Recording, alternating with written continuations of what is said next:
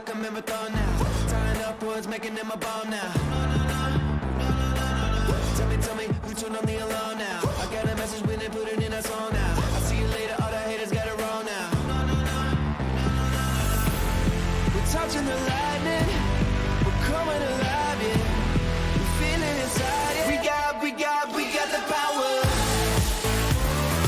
Yeah, come on. We got the power. Yeah, turn it up. We got the power. Come on, is everybody with me? It's time to get together, no more enemies. Throw your hands up, can you feel the energy? Yeah, come on, can you finally hear what this means? 20-something years been chasing down this street, running like a wild man, going since 15. Yeah, we're touching the lightning, we're coming alive, yeah. We're feeling inside, yeah. We got the power. Yeah, come on.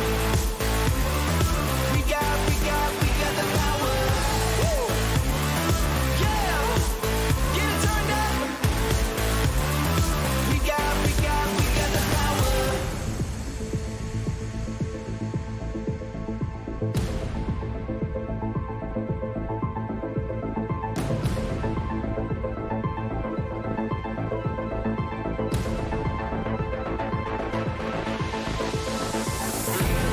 We're touching the lightning, we're coming alive, yeah. We're feeling inside, yeah. We're feeling inside, yeah. We're touching the lightning, we're coming alive, yeah. We got the power.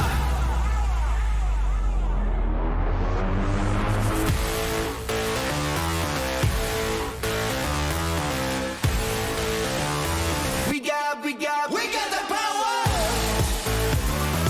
Yeah, let's go now. We got the power. Let's get it. We got the power.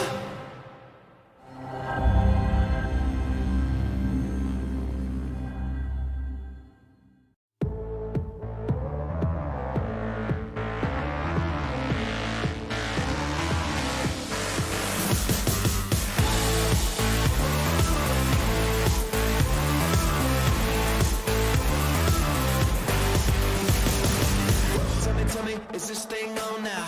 I've been working long like a marathon now. Tying up words, making them a bomb now. Tell me, who turned on the alarm now? I got a message when they put it in a song now. I'll see you later, all the haters got it wrong now. We're touching the lightning, we're coming alive, yeah. We're feeling inside, yeah. We got the power. Yeah, come on. We got the power. Yeah, turn it up. We got the power. Come on, is everybody with me? It's time to get together, no more enemies. Throw your hands up, can you feel the energy? Yeah, come on, can you finally hear what this means? 20-something years been chasing down this street, running like a wild man, going since 15. Yeah, we're touching the lightning, we're coming alive, yeah. We're feeling inside, yeah. We got the power. Yeah, come on. We got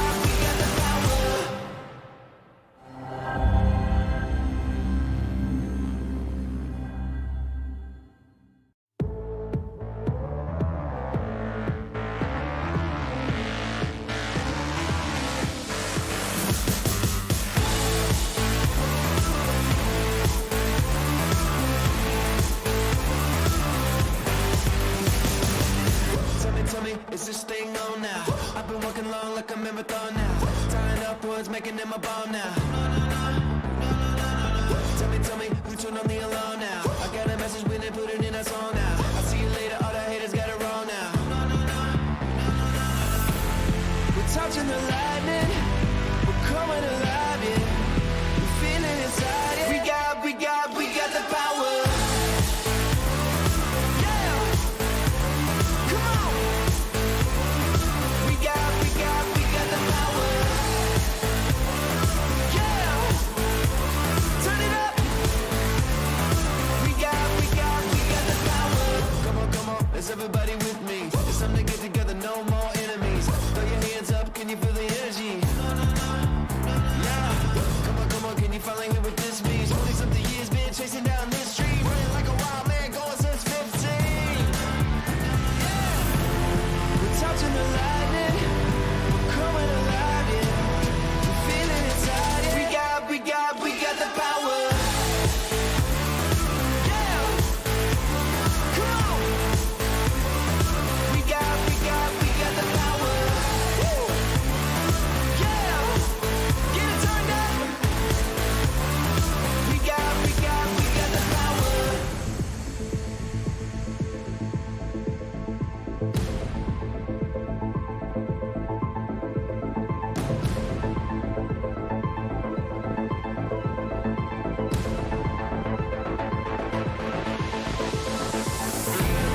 We're touching the lightning, we're coming alive, yeah. We're feeling inside, yeah. We're feeling inside, yeah. We're touching the lightning, we're coming alive, yeah. We got the power.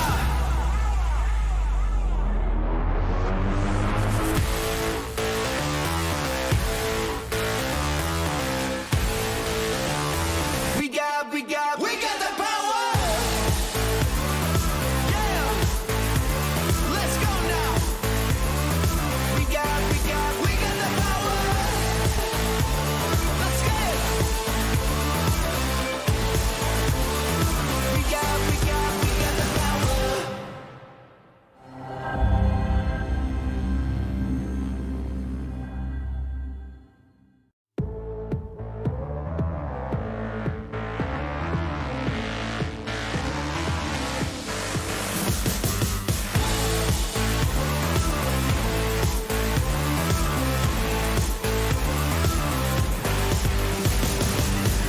Tell me, is this thing on now? I've been working long like a marathon now. Tying upwards, making them a bomb now. Tell me, who turned on the alarm now? I got a message when they put it in a song now. I'll see you later, all the haters got it wrong now. We're touching the lightning, we're coming alive, yeah. We're feeling inside, yeah. We got the power. Yeah, come on. We got the power. Yeah, turn it up. We got the power. Come on, is everybody with me? It's time to get together, no more enemies. Throw your hands up, can you feel the energy? Yeah, come on, can you finally hear what this means? 20-something years been chasing down this street, running like a wild man, going since 15. Yeah, we're touching the lightning, we're coming alive, yeah. We're feeling inside, yeah. We got the power. Yeah, come on. We got the power. Woo. Yeah, get it turned up. We got the power.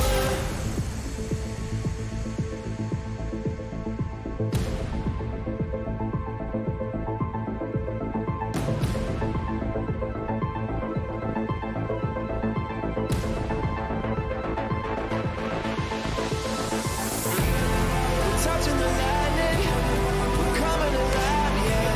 We're feeling inside, yeah. We're feeling inside, yeah. We're touching the lightning, we're coming alive, yeah. We got the power.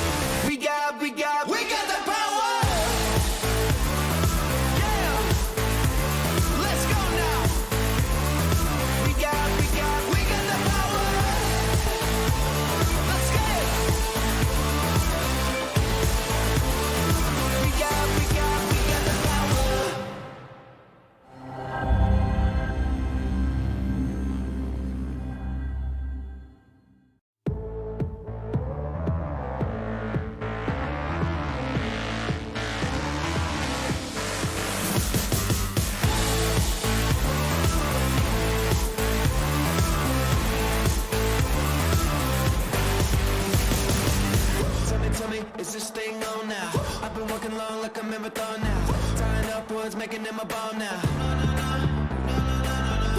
Tell me, who turned on the alarm now? I got a message when they put it in a song now. I'll see you later, all the haters got it wrong now. We're touching the lightning, we're coming alive, yeah. We're feeling inside, yeah. We got the power. Yeah, come on. We got the power. Yeah, turn it up. We got the power. Come on, is everybody with me? It's time to get together, no more enemies. Throw your hands up, can you feel the energy? Yeah, come on, can you finally hear what this means? 40-something years been chasing down this street, running like a wild man, going since 15.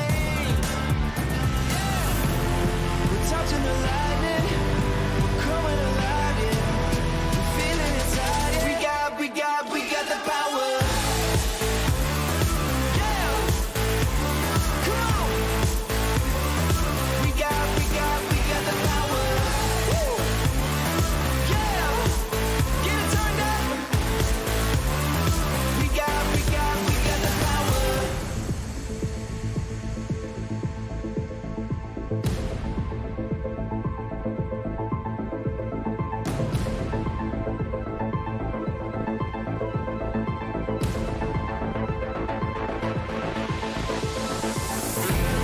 We're touching the lightning, we're coming alive, yeah. We're feeling inside, yeah. We're feeling inside, yeah. We're touching the lightning, we're coming alive, yeah. We got the power.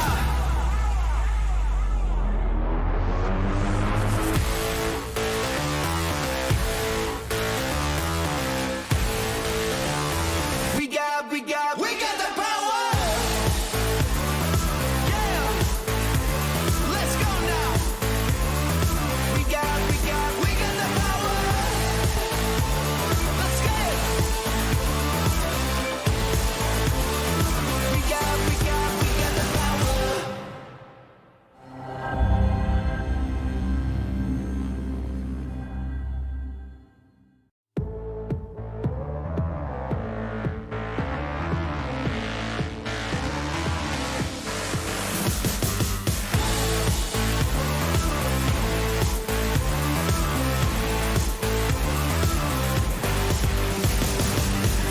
Tell me, is this thing on now? I've been working long like a marathon now. Tying upwards, making them a bomb now. Tell me, who turned on the alarm now? I got a message when they put it in a song now. I'll see you later, all the haters got it wrong now. We're touching the lightning, we're coming alive, yeah. We're feeling inside, yeah. We got the power. Yeah, come on. We got the power. Yeah, turn it up.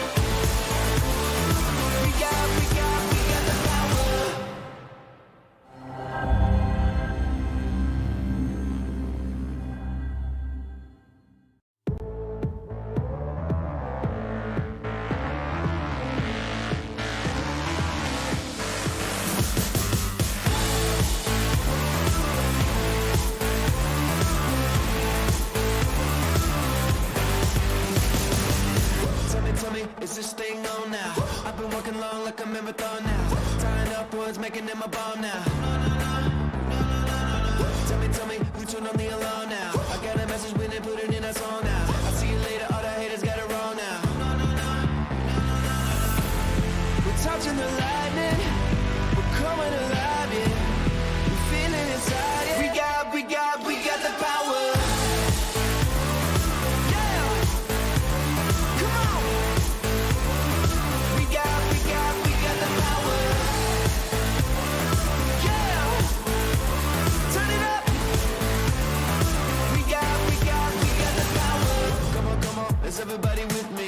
It's time to get together, no more enemies. Throw your hands up, can you feel the energy? Yeah, come on, can you finally hear what this means? 20-something years been chasing down this street, running like a wild man, going since 15. Yeah, we're touching the lightning, we're coming alive, yeah. We're feeling inside, yeah. We got the power. Yeah, come on. We got the power. Woo. Yeah, get it turned up. We got the power.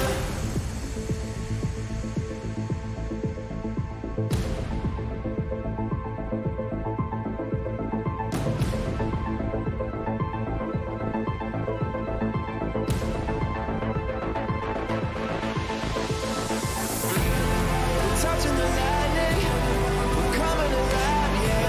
We're feeling inside, yeah. We're feeling inside, yeah. We're touching the lightning, we're coming alive, yeah. We got the power.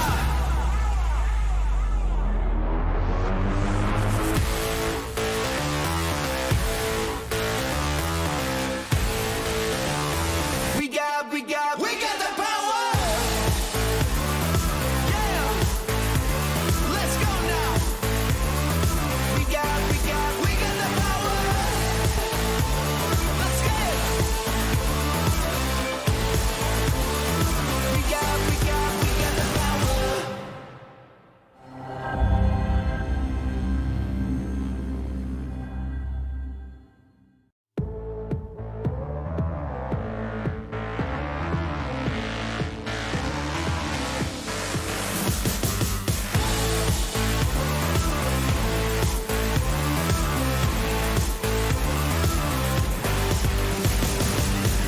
Tell me, is this thing on now? I've been working long like a marathon now. Tying upwards, making them a bomb now. Tell me, who turned on the alarm now? I got a message when they put it in a song now. I'll see you later, all the haters got it wrong now. We're touching the lightning, we're coming alive, yeah. We're feeling inside, yeah. We got the power. Yeah, come on. We got the power. Yeah, turn it up. We got the power. Come on, is everybody with me? It's time to get together, no more enemies. Throw your hands up, can you feel the...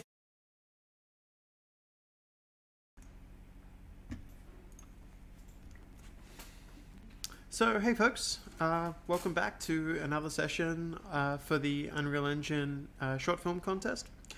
This time around, we'll be covering import pipelines and how to tie some of these things in with Sequencer. Now, this is going to be a pretty fun sesh.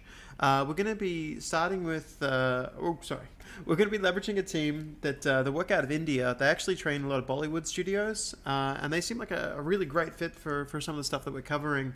And the team is Green Rain. So they, like I said, they've been training all sorts of Bollywood studios, and they're bringing some of that knowledge and know-how over to us. We're going to be covering a couple of topics that we didn't include in the first time we went through this session. So hopefully that's beneficial to everybody. But we're going to start off with Karen, who's going to be going into motion capture and then facial live link. Karen, do you wanna give us a go? Yeah, hey, thanks, Chris. Thanks for having us back again. Last week was fun, and we're happy to be back here. So yeah, we're all the way in Mumbai, so just a few thousand miles from all of you. Hope you're all having a great day. Uh, So I'm going to start with covering motion capture using the perception neuron kit, which is an IMU based kit. So we're going to be doing a little bit of a live demo for that, and then show you how the data is going into Unreal, and how we can actually record or take using take recorder. So that's something we're going to cover as well. Um, so behind me we have our motion capture performer for today, Manan, and as you can see, the live data is being streamed into another software called Access Neuron that ships with Perception Neuron. So this is where we calibrate uh, the actor and all of that. And I'm not going to really go into what Access Neuron does today, but I'm just going to start a stream from here that goes into Unreal. But here you can see the character is being driven uh in real time, right? And all this data is going into Unreal through live link. So I'm going to talk more about live link, but I'm just going to start with showing you the demo first. So this is what we've got.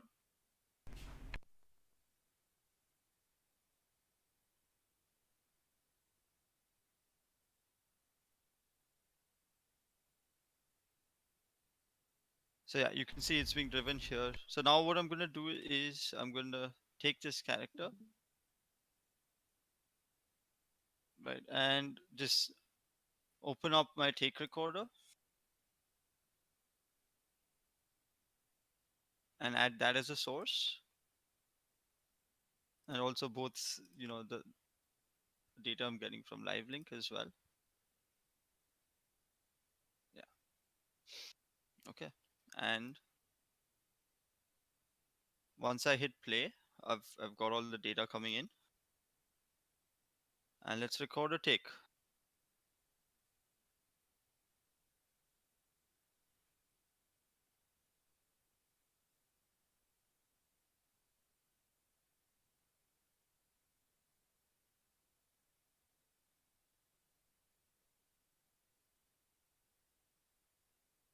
Okay, I'm gonna hit escape and just go back to my take.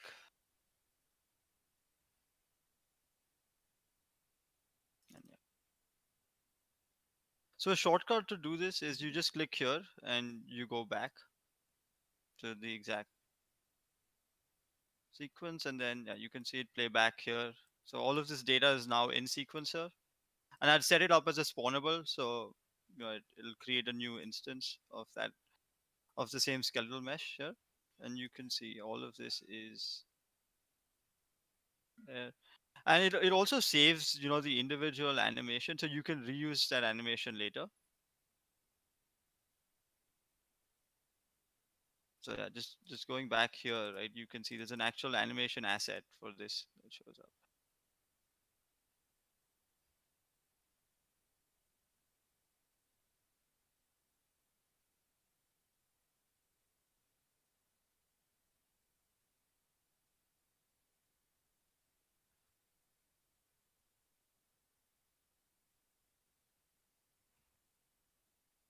Okay, so for those of you that are unfamiliar with live link, right, this plugin does need to be enabled. So you want to go into, it's already enabled for me, but I'm going to show you where to find it.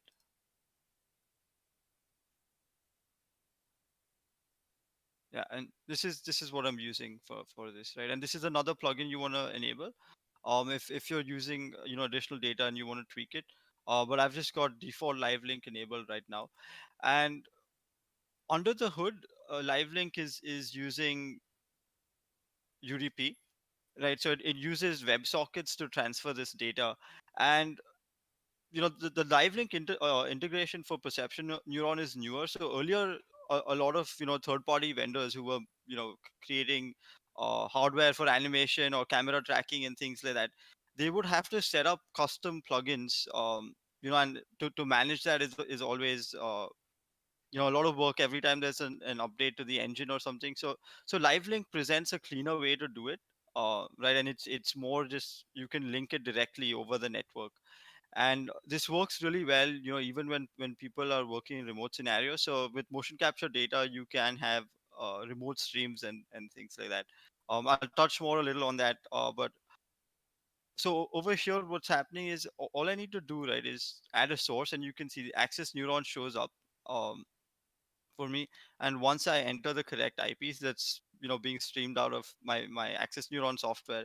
That's pretty much what's needed at that point. And then my character needs to have an animation blueprint.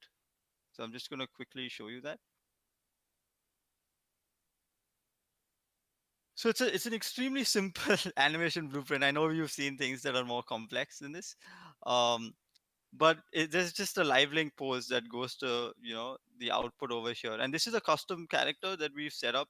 So there is a little bit of retargeting required, but the retargeting itself is really just making sure the bone names map in a way that's correct. So this is what's going on there. So this is when I need to do this when I need to take the default perception neuron character, the rig for that.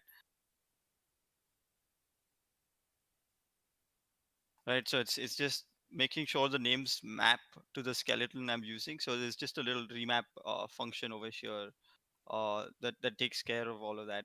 And if you want to use the default perception neuron character, you can just you don't even need all of this. So this is if you're trying to set it up for a custom character. So this, I'd say, is probably the most time consuming part of the process, but otherwise it's extremely quick. You can get up and running in under 5 minutes. And this is true, with a lot of the motion capture kits today, like Xsense and Rococo. They're all like perception neuron. They're all very tightly integrated with Unreal.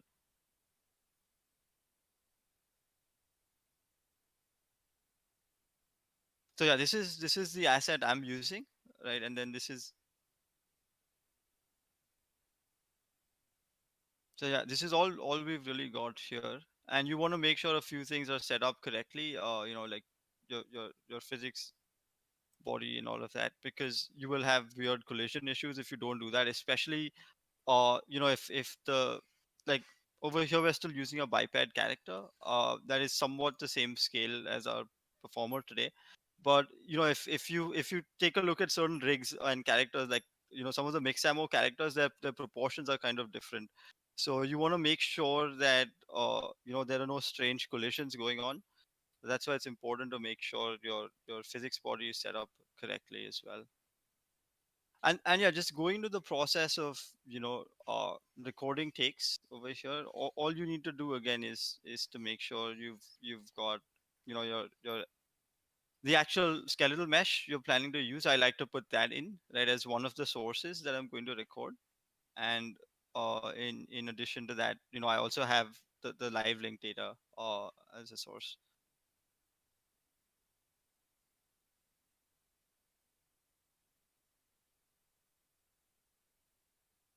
So a few things when you're working with take recorder, right? You want to make sure you're setting up. Yeah, you want to make sure you're setting up your actors, the ones you want to capture as possessables or spawnables. That's one of the most important settings to take care of initially.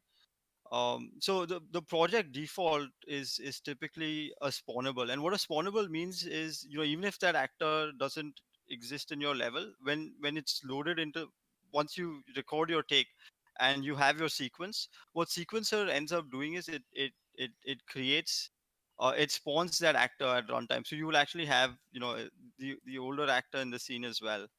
So that's just something you want to be careful of right now. So if I go back to my cinematic, you'll see that it.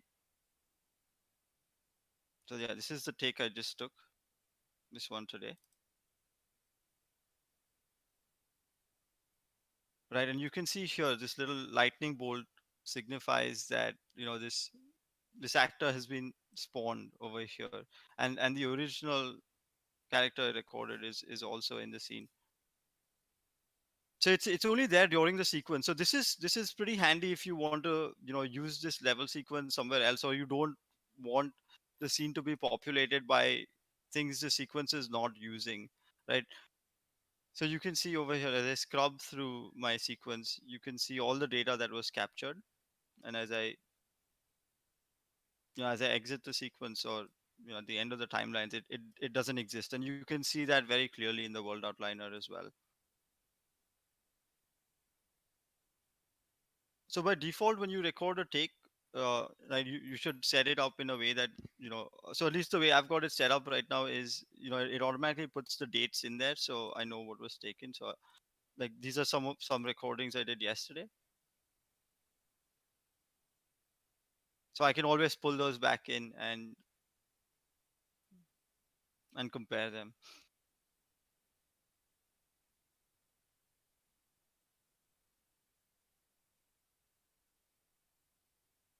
So yeah, that's that kind of highlights the process of capturing, a take in Unreal and making sure you have a sequence that you can use later on. um I do want to now talk a little bit about, just motion capture and what options exist, and other ways you can bring this data into the engine. So motion capture, something like the perception neuron, right, is what we'd consider very much, the indie level of motion capture. The entire kit fits into my backpack. It's about this big, right? So it's extremely lightweight, very easy. It's very portable, and this works well, for previous scenarios and things. You'll notice that the data does have a little bit of noise, and you will need to clean this up a lot more. So I'd put perception neuron and rococo in that, indie category for IMU based motion capture. uh, and then, you've one tier above that is Xsense, which is also a really good motion capture platform. The data is a lot cleaner in my opinion, and all three are very tightly integrated with Unreal. And once if you move away from IMU based motion capture, you've got um, so these kits are kind of standalone, right? I don't need any additional cameras or anything like that in my studio at the moment. So it's all just, you know it's self-contained. It's sending data over Wi-Fi to my computer, and that's kind of it, right? There's a single, receiver and transmitter on the motion capture kit, and that's all that's really going on over there. But if you look at other more advanced systems like, the Vicon and the OptiTrack based systems, they use optical motion capture, and those can get very expensive very quickly. And you need a large space with, a pretty massive setup in terms of, actual tracking cameras put around the space, and then optical markers and things like that. And those are really good, and they're typically used more, outside of a previous scenario, and that they're used more in like the real filmmaking process. um Now, one of the downsides of something like, the perception neuron is that when you want to have multiple characters, if you want to have, like, say, 4 or 5 uh performers with, like, say, using an Xsense kit or something like that. If you start to, add things up, you'll very quickly find that the optical solution may end up being cheaper when you've got over 4 or 5 characters. So if you're trying to make, a film or something of that sort, or a project that has multiple characters, you should just make sure you check both options, and see what works best for you at that point. So what I'm going to talk about, some of the issues now that we typically face with, IMU based kits versus optical kits. So with perception neuron, we've got IMU sensors, right? So there are about 32 small sensors, or each. So we've got what, like, for the limbs, for the fingers, and the sensor is really small. It's very similar to the IMU sensor you find in, maybe your phone today, in your smartphone, that takes care of the orientation. Um, and one of the primary issues with IMU sensors is that they suffer from something called drift, right? And the the the result of that is, over time, you need to reset your position sometimes. So if you have a very long stream running, you need to make sure you're constantly correcting and, zeroing out any errors that start to pile up. And the other big issue with, at least the perception neuron and, most other IMU kits, is that the sensors are extremely sensitive. So, any sort of magnetic interference can be a huge hindrance, right? So this is not something you have to worry about with an optical kit. But if you leave this, you can't even leave it too close to your computer. It's not recommended. So even though you are using it, day in and day out, in conjunction with a computer, you need to make sure you're maintaining at least a meter and a half or two away from your computer to make sure that there's no interference of that sort going on.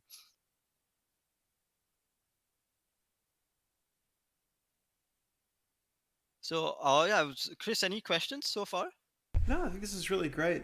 We've had a few people ask about other types. It's worth discussing just the fact that this is an inertial kit. So inertial kits are actually better for certain things because you have optical and inertial tracking. Yes. We actually see inertial kits being used quite often in situations that you're going to be frequently occluding one another. So a common situation that you may see it in is for instance, stunt work, because if people are grappling with one another and things like that, the cameras are going to have trouble seeing the ping pong balls in one of the optical kits. So having inertial can be really useful for stuff like that. This is a perception neuron. Is there any info you could give us with regards to if someone wanted to go full indie on this and perhaps use a Kinect or anything like that? Yeah, so I actually use a Kinect. What I'm using right now for my webcam is the same Kinect we use for motion capture as well. So it works pretty well. I'd say the data is a lot noisier, but if you're trying to do previs, and with the Kinect, the one I have right now, I can track up to 6 people at a time in Unreal, which is pretty awesome because the sensor is like $200 USD. Um, and there's actually a really nice plugin that I've been using for the Kinect V2 at least. It's on the marketplace. It's made by someone called Rodrigo Villani. I may show it, towards the end of the session if there's some time and some interest in that. So I can, I have a project for that set up as well. So I could show it later on in the session, once we're through with Control Rig. So that works really well. The new Kinect Azure that I have here, so we're currently developing a plugin for this, and the data is a lot better than the Kinect V2, that the one I'm using for my webcam. So this, right, what you can also do is you can synchronize multiple of these devices, right, the Kinect Azures. So to improve the tracking quality, you could put about 3 or 4 of these in a room, giving you different, perspectives of the performers, and you can sort of, take all that data and fuse it, and then get a much better and a more robust tracking result. So at least the Kinect V2s, they don't pair up so well on the same computer. But these you can kind of even daisy chain them, and they work Sorry, what really was well. the device called again, Karen? This is the Kinect Azure. Kinect Azure. Got it. Yeah, Kinect Azure. It's the newest Kinect. Azure. I didn't even know that there was one outside of the Xbox side. So is that? Yeah, so this is a brand new one actually. It's right here. Is the plugin And you mentioned it was a Neo Connect, the one that you said by Rodrigo Villani? yeah, let me just show that on the marketplace quickly. If I think I anybody found wants it to already. find that. Yeah, I've been using it a bunch, with my V2, and since there's no plugin for the Azure, we've actually been writing our own one, and it's not all that time consuming to write a plugin for something like the Kinect. So this is the one I'm talking about, the Kinect Azure, Hmm. right? So it's works really well for me, and it not just for sort of motion capture, but you can also the depth data is incredibly useful, and we use it a whole lot for interactions as well.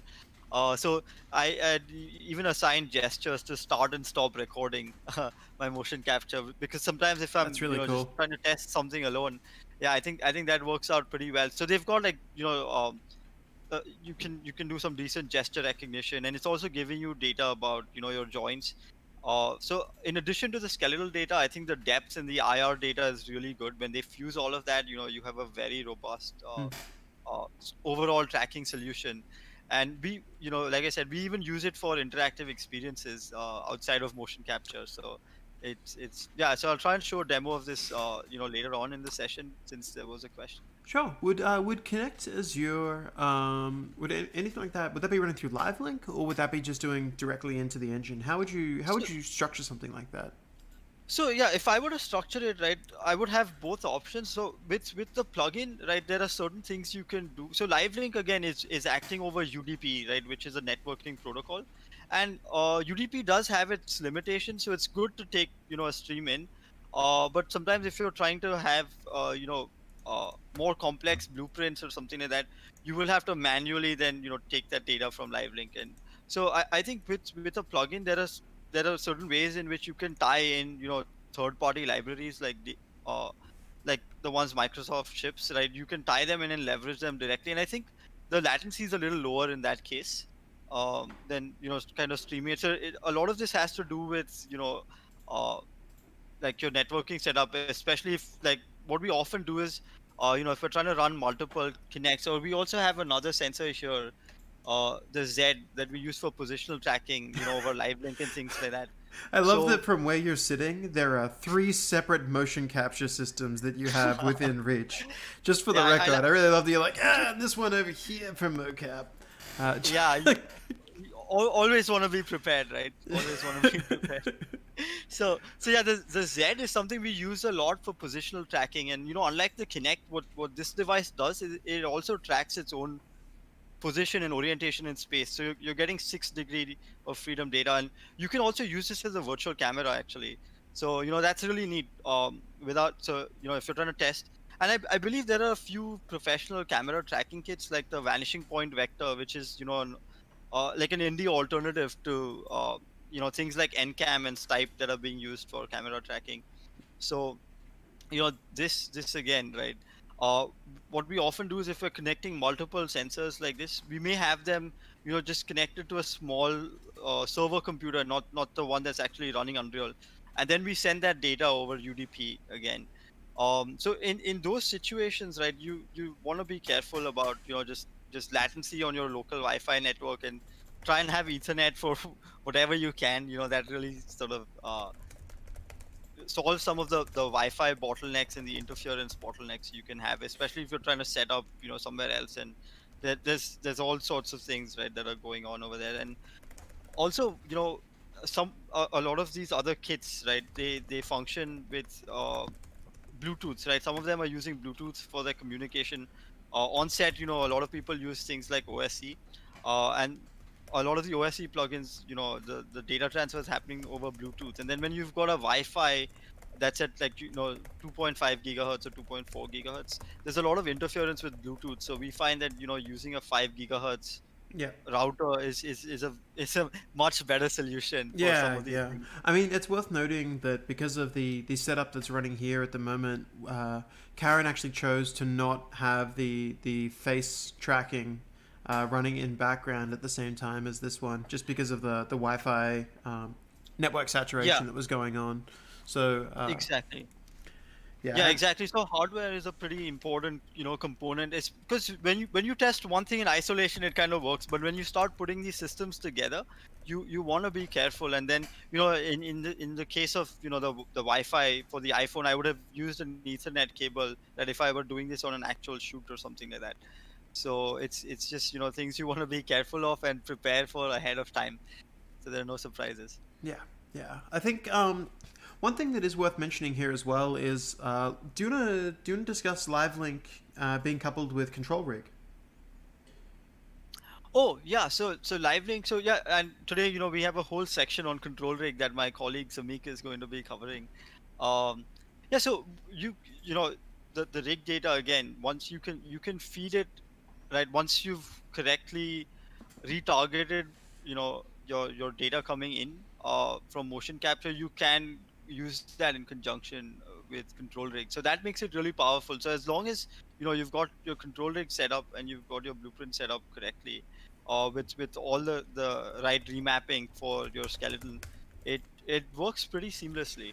Yeah, I mean, like one of the really cool things here is by doing your live link to Control Rig, by moving the controls around rather than the bones around, you're actually able to have skeletons coupled with your mocap setup that are like completely with some strong differences. So a good example of this is we could live link in Karen's motions, or sorry, who's the gentleman in the back that you've got there on your mocap? Oh, that's Manan. Got it. Well, we could be live linking Manan's actions into a werewolf, right? So Control Rig Yeah. would actually be bending his knees backwards into was about to say a more realistic werewolf, but, but Right. a more accurate representation of what we would think a werewolf looked like. Yeah, Yeah. I'm going to go with that. So the cool part there is, we can have that information, we can couple it that way, and we can do some kind of interesting things. So like there is no reason that you couldn't be coupling that up with controls to say have. I mean, one of our like developers, I've seen rig this up to have a to be animals. So they're only grabbing Right. certain Right. parts of their mocap and kind of pulling that information in as appropriate. We've had folks ask a bunch of questions about like different setups. So the ones you covered here were perception neuron, connect Azure, and sorry, what was the third one again? So the other kits, right, that are popular, there's Rococo, right? That's one. Do you have any? And Have you then got any first-hand experience with any of these ones that you could perhaps share um, with people? so actually Xsense, yeah, I have I have seen that kit in action, and I must say that it's about 5 or 6 times the cost of Perception Neuron. But and they also have a subscription along with that. Uh, but I find the tracking quality is in a way a little cleaner. And what people often do, right, is they in addition to just an inertial kit, right, they may also use a Vive tracker or something to offset, some of the drift issues that we see with inertial kits. So with like a Vive tracker, you've got your base stations that are giving you sub-millimeter accuracy tracking. So if you've got a Vive puck and you kind of use that to set the route of your actor that you're tracking, um, you'll overall find that the data you're getting is much cleaner. At least the positional data is much cleaner. So those are the three options that people typically use for inertial kits. So it's Xsense, Rococo, and Perception Neuron. These are the ones that I see people using most commonly. Mm-hmm. And yeah, you can get up and running with a Perception Neuron kit for under $2,000 at this point. And the Pro is a little more expensive, but still that's under 5,000 USD, all in, right, with the software and everything. There's no subscription cost or anything of that sort. So Do you have any suggestions as far as how to clean up some of this stuff? I know for instance you could potentially be using the curve simplification yeah, yeah. algos, but is there anything else that you would recommend folks consider when looking at how this stuff works? So one more thing is, actually, this is where control rig is going to be pretty powerful, right? And this is new, and control rig is new itself, but you can set up certain things like IK, right? If like sometimes we have these weird issues of collision with the floor or something like that, right? So what you might want to do based on what you're like, let's say you've got a weapon or something like that in your hand, or you want to retarget something. So having some constraints set up by something like control rig or in your animation blueprint itself, right, will will make sure certain things are not uh, getting too jittery. And another thing you can do is actually clamp some of these values, right? So what may happen is, as a result of drift, you may find occasionally that the actual ranges for the rotation, right, that the hand is maybe not even physically able to do it sometimes, because of the offsets. If my hand is like this, it may start showing up like this, which is kind of unnatural. So just clamping certain values beforehand, if you in general know what type of animation you're trying to capture, having a little bit of clamping, and that basically, through doing things like that and setting up process through control rig, uh you end up having to do a lot less cleanup later on, right? And your data is coming in, and you always have access to the raw data, right? So that raw data is always stored. If I were to record this in Access Neuron as well, so I have it available there, and then even through my live link feed coming into Unreal, um so I can always clean up that raw data, or if some of my constraints were set incorrectly. And now, even though, like, these are some recordings I have from yesterday, right over here. So even though once I'm done with the performance capture, and let's say Manan has gone home and he's not available later in the evening, um, I can still play back a lot of this data that I have, and like re-export it, clean it up, uh, test it in the engine, because at this point, right, all this data is also getting streamed into Unreal, The so you can see.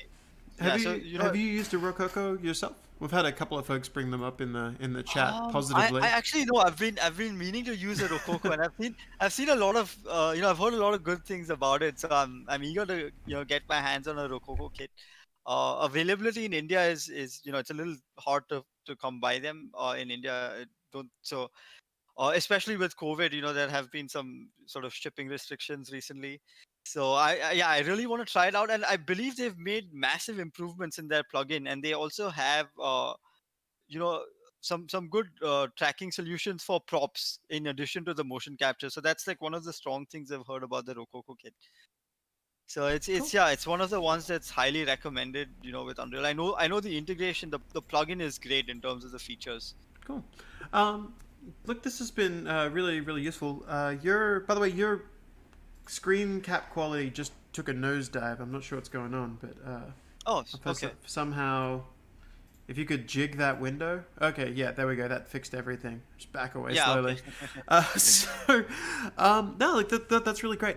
We've had a couple of other questions. Most of them are regarding things that we're about to discuss, which is the facial capture. So we'll Okay, give awesome. folks just a minute. I'm trying to think of just seeing if there's any other questions that have popped up. If anyone wants to, I mean, this is a live session. We're deliberately running these so that you can ask questions while we can, and people can discuss everything. So by all means, hit us up if you have if you've got a curiosity about any of these elements, and we'll do our best to answer.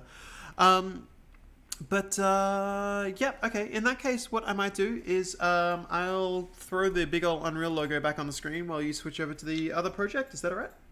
Awesome. Yeah, yeah. I'll Great. get that up and running. Yeah, So thanks. we're going to be setting up facial tracking now. That's going to be powered by an iPad Pro. So oh, sorry, an iPhone, not an iPad Pro. My Yeah, bad. just the iPhone. Yeah. Yeah. Sorry, I have an iPad Pro right in front of me. So in my head, I'm like, this is what I'm using, forgetting that I am not actually you. This is a different stream. Sorry, my mistake. Being powered by an iPhone. So this is a free plugin that we have available. You can grab down if you want to try this out yourself, and you've got an iPhone app. If you've got an iPhone or an iPad Pro, I strongly recommend just pulling that thing down now and giving it a fool around. It's really powerful. We're gonna load this up. Are you comfortable with me flicking the screen over now? Just give me 1 second, Chris. I'm almost set up. Uh, yeah, and Scott Squires asks if there are any filtering tools for UE4 beyond simplifying. The curve simplification filtering tools. I would assume.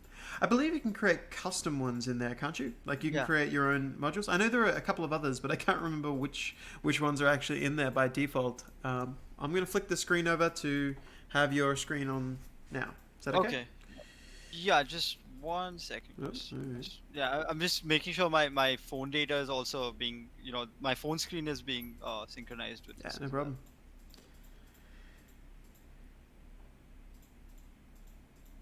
Okay, I'll keep this off for a second while he just gets the last little part. So we didn't want to Yeah. run both of these things at the same time because it's just multiple versions of Unreal while we're doing Yeah. multiple versions of face tracking and body tracking and whatever, while at the same time he's streaming live. So it's kind of just like a worst case scenario for data going over his Wi-Fi network. So we thought Yeah. it was a good idea to kind of just do one at a time and only make it a semi worst case scenario.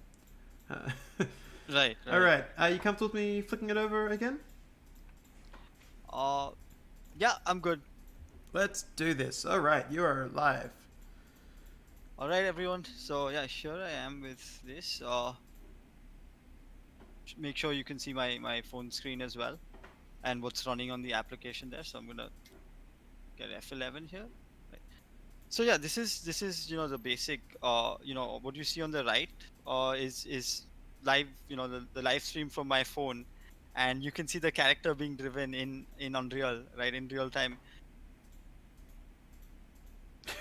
So over 50 and yeah, I don't typically make faces like this, but I'm just trying to show the range of the the data you can capture, and this is taking over 50 muscles right from my face, and uh sort of feeding morph targets to the character. So right from something as subtle as a squint, right, you can see like a subtle squint to something a lot more animated. All of that comes through.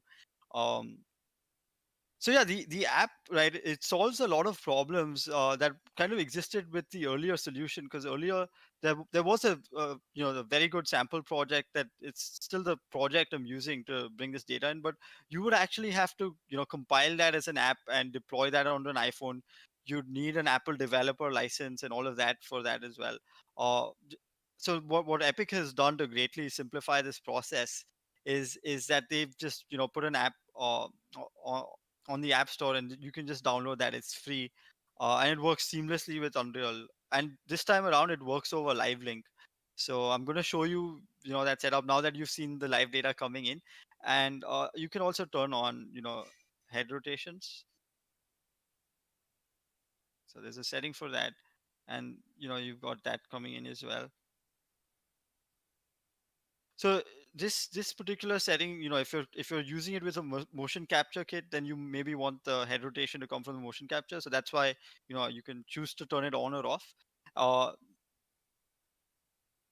so this if you want to use head rotation, you want to make sure your phone is kind of static and in place. So if you want to make sure it's not attached to a helmet or something like that, because then when you rotate your head, it's not going to actually uh, pick that up. So a few options here, and I'm not going to go too deep into the settings of the app, because Ryan Maeda from Epic has done a really good webinar on that, kind of highlighting all the options for the app and how you can use timecode and external hardware with timecode. And he talks about all the different settings that are on the app. But what I want to focus on a little more is how you can get some of this uh, up and running in Unreal, and just at least on the project, and a few things you want to make sure you've got set up, so you're getting the cleanest data as possible. So the first thing I you need to do is just make sure you're linked on the same Wi-Fi, right? So to do that, you can just run command prompt and just type ipconfig. So that's a quick way to find your IP address. You want your IPv4 address. That's the one, and you just typically need to put that in uh, over here, and you can see I've set that as a target, so you can stream this data to multiple computers at a time on your local network, especially if you're using end display or something like that. You can add multiple targets, right? So each computer will have its own IPv4 address. You just put that in, you know and that's all you really need to do when you open the app by default. So everything else is pretty much set up. So that's on the app, and then like I said, Ryan's webinar covers a lot more of the other settings. But if you want to get up and running quickly, the first thing you need to do is just make sure you have your target set up there, right? And once that's done, right, there are a couple of plugins you need to enable on your project, so I'm going to walk you through some of those. So this is, yeah, if you're setting up in a brand new blank project, uh so you need these two ARKit plugins, right? One is the Apple ARKit, the regular plugin, and then the face support plugin. So you need these two. And then for live link, yeah, you need to enable the regular live link, and then the live link curve debug UI. This one's not essential for the app to run, but again, it's really helpful if you want to analyze data later on. So these two plugins, and then there's another one if you're using timecode and things like that. Uh, right, again, to make sure your data is coming in sync. Yeah, a time data monitor is another plugin you want to have enabled, and then obviously take recorder is an essential part of any motion capture workflow. So once you've done that, right, so your live link window won't be there by default the way it is here. So you just want to go into Windows, and you'll see live link here. So you just click here, and the window shows up, and then you want to click on source here, right? And you'll basically by default the iPhone will already show up, and then any other sources you might want to add, right? Like the perception neuron that we were using earlier, you can add that as a source. But at least the iPhone will show up by default the moment you're connected on the same Wi-Fi and you've enabled live link and you have set your target in the app. You're kind of good to go at that point. So yeah, that's what you need here, right? And then in take recorder, right? So let's actually record a take, and I'll walk you through, what I'm going to do for that, right? So again, I'm going to add uh so just one quick thing, right, about take recorder. If you want to streamline workflow a little bit, just if you know which actor you're trying to capture, if you have that pre-selected, right, and you go to take recorder here, and you go to add a new source, you'll see that it's the first one that shows up, right? So you click here, and that's, so I've got one. And then I can also just, make sure, I like to make sure my live link data is coming through as well, or and being captured.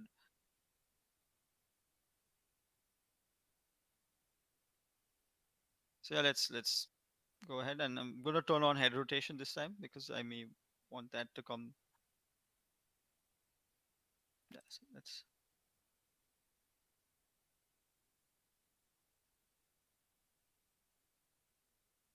I just need to make sure I have my live link source. Okay, yeah, that's already there. Great. Yeah, I'm going to hit record now. Play.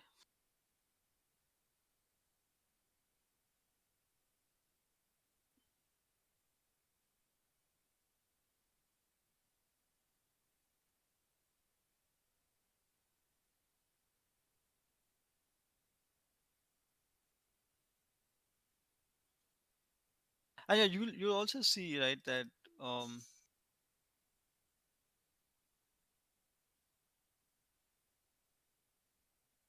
so yeah, that's the capture I just took. And what's happening under the hood here, right, is it's basically driving morph targets, right, or for my character over here. So if we go to the mesh, right, all the ARKit data is being used to, just control all these different morph targets that are set up.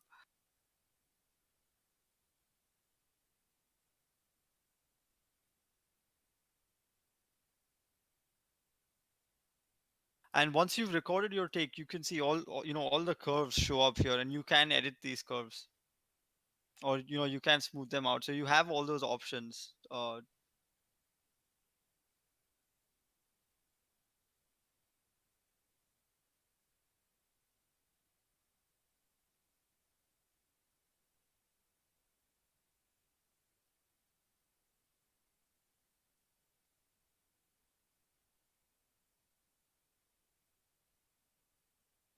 And yeah, just, Cool.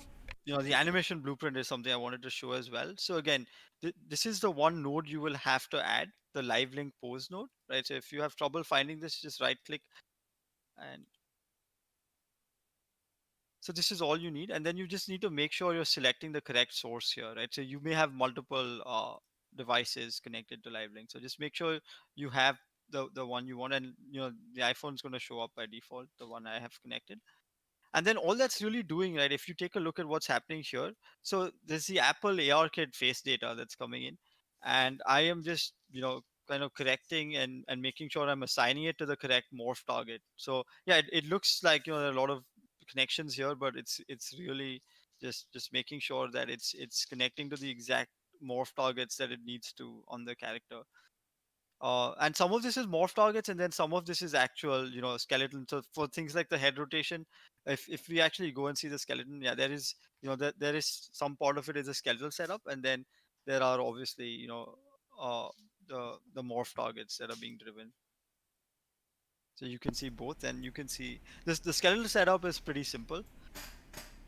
I think one of the really cool aspects of this as well is because it's just tying in incoming data to whatever you're binding it to. You can do some kind of crazy stuff. I'm just gonna put on share something on screen. Sorry, Karen, you can't see this. Yeah. But one of the evangelists at Epic from Latin America, Christian Andrade, recently, he was fooling around with LiveLink, and he actually bound his face to a cat's face.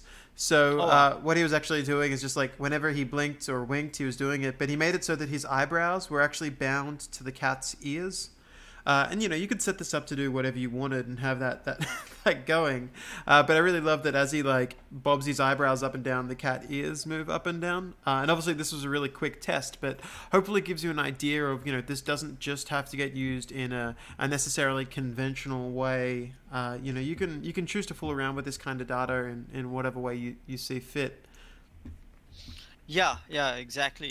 And one of the other interesting things is like since you have all this data coming in, you can actually drive interactions as well, right? Because I mean each morph target here is going to have a value, and you even have the raw data coming in.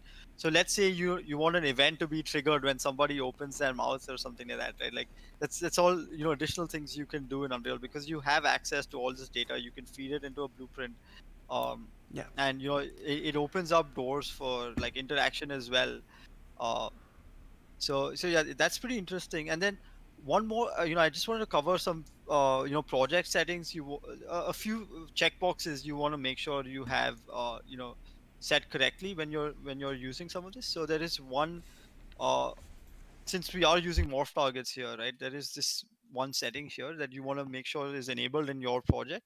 So you want to offload your morph target computations to the GPU. It's really going to be a good optimization, especially if you've got a nice beefy like RTX 2080 or something like that. It's a breeze for something like that. Uh, so it really streamlines the process, and you won't have your game thread being overloaded, and all of this is being offset to the GPU thread.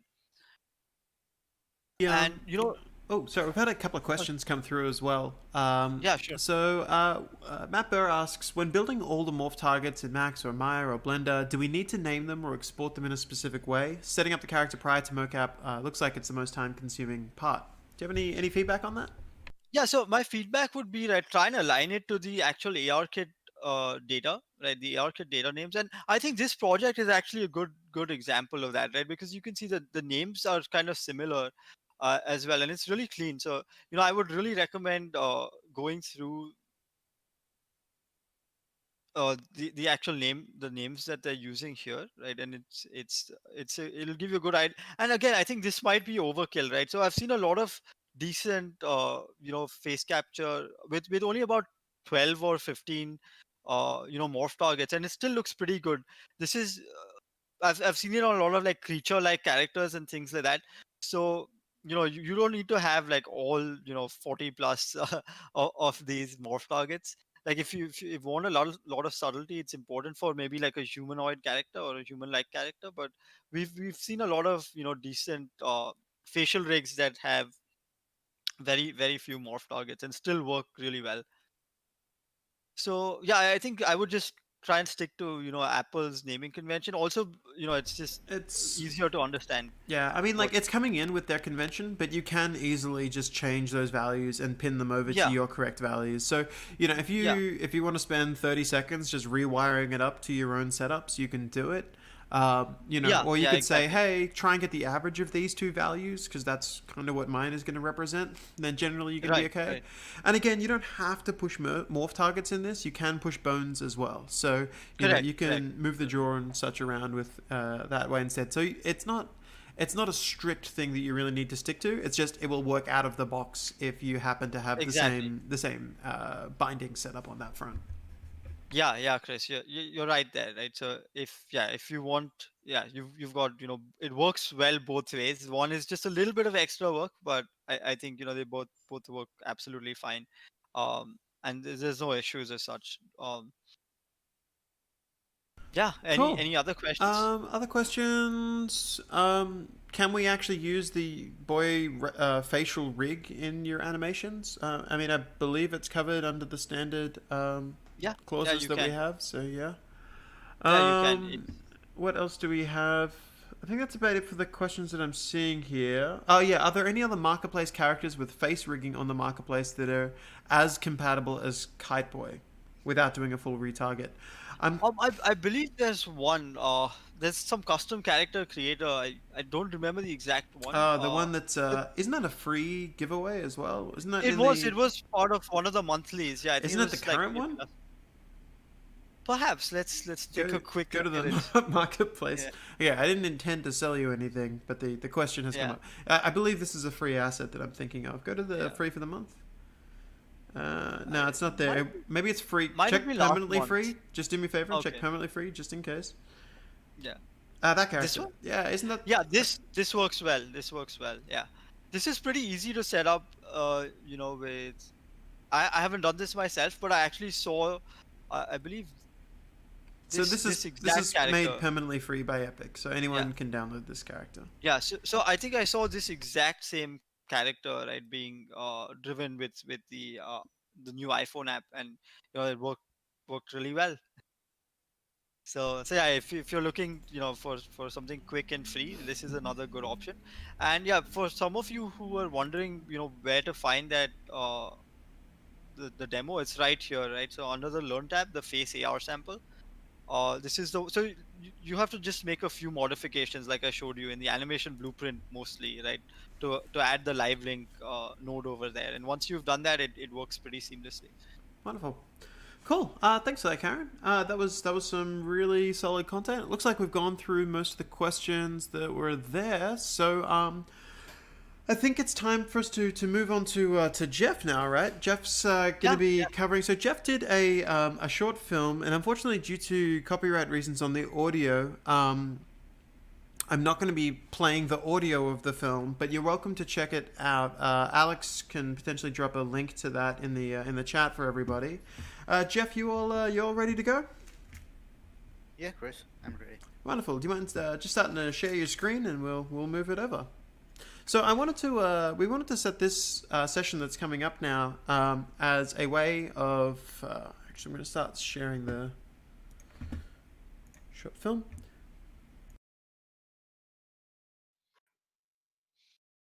Cool. So this is showing you the footage on screen, so you can check this one out. And this one was made by Jeff, who I'm going to. I'll pull over his screen in just a second. At the moment, Jeff, it's just it's streaming to everyone's screen. So I think a good place for us to start is just could you tell us a bit about the project? Okay, so the project was a result of me fiddling with the idea of doing films with real-time engines, like as people were catching up on the hype of the virtual production train. I was like thinking about when people were like chasing LED screens and green screen composure things. I was like, hey, we are so advanced in PBR right now. Why don't we do something CGI like and something like quite different? So uh, that that was the initial spark that ended up being this short film. And we were like trying to see how much we could accomplish with minimum resources in a in a given set of limited time. So this short movie is like the accumulation of like all of those ideas. We wanted to like keep it like pretty simple. We wanted to hit uh, a quality benchmark, and that was about it. What was the And it was what was the timeline for this? so we completed this in about 45 days from scratch. Okay, cool. And it was mostly me and one of my animator friends who And was like mostly on this. I want to clarify as well. When you say 45 days, that wasn't all day every day. That was in the evenings as a secondary kind of thing to your main job, right? No, it was 45 days full time. Oh, it was 45 and full time on this one. Okay, my Yeah, mistake. For some because reason, I thought you had a second job that you were running while you were doing this. I'm sorry, I misunderstood. Cool. no problem. It was a bit hectic because we went on completely full on cinematic quality.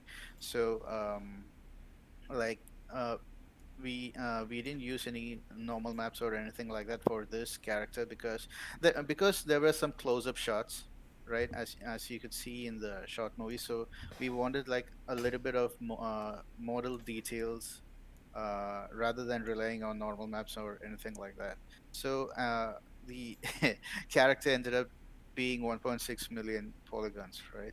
So unwrapping that Ridiculous. to seven unwrapping that took 7 days, believe it or not. Okay. Okay. No, okay, cool. Great. Well, how about I flick over to the editor that you've got up at the running. Flick over to the editor that you have up and running at the moment, and you can walk the folks through a scene. Yeah, so what Okay. I'm going to be doing right now is I'm going to be demoing how I created one of the shots in this short film, right? So this is the scene I got here. And don't get intimidated by all these, lights and things over here. It's just copy paste stuff, so nothing to be like weirdly scared about. Unreal just makes all these things pretty simple. Anyway, so I'm going to be recreating not like recreating, trying to create a shot, um, like how it was for the main film. So first things first, we'll have a camera setup, right? So I'm using a cine camera with the 16:9 digital film profile, and let me see. So I'll create a sequence first.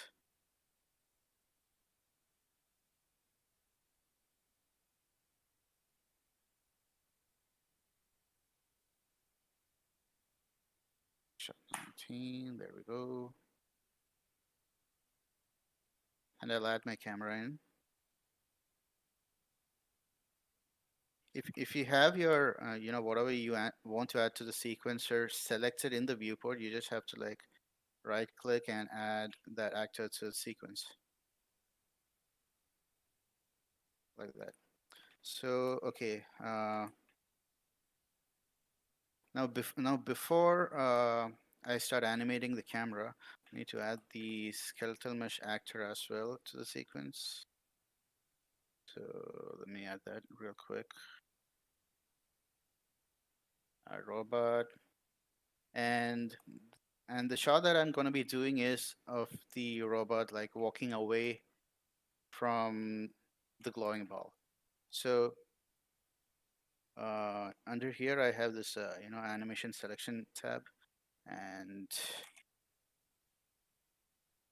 robot turn to walk away, turn to walk away. Okay, we'll start off with the robot turning to walk and walking away. So I'll show you guys how I blend some of these animations as well. So right now he should be looking towards the ball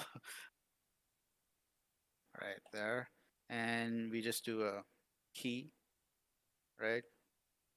So that is how he turns, right? And over here I'll add another animation track. Walk away.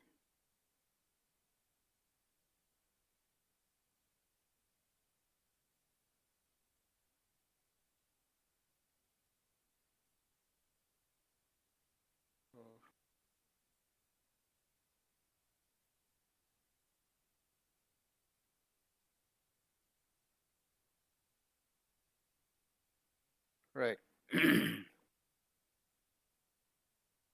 Oh wait, sorry, No, wrong that's okay. animation.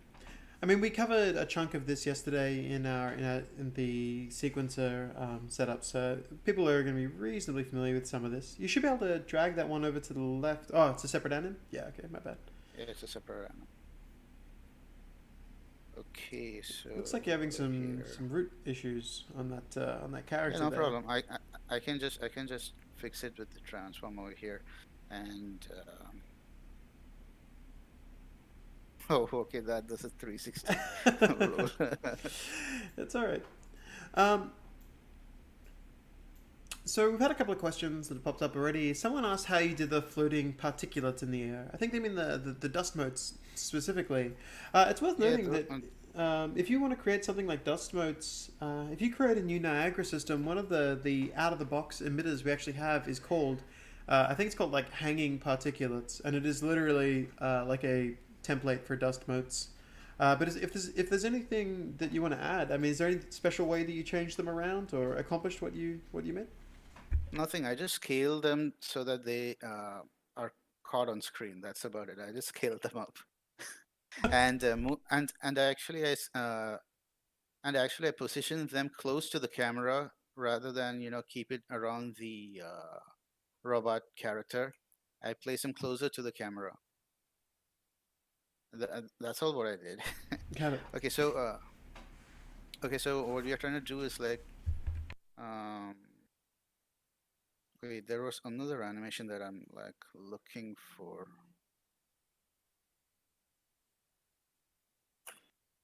Look.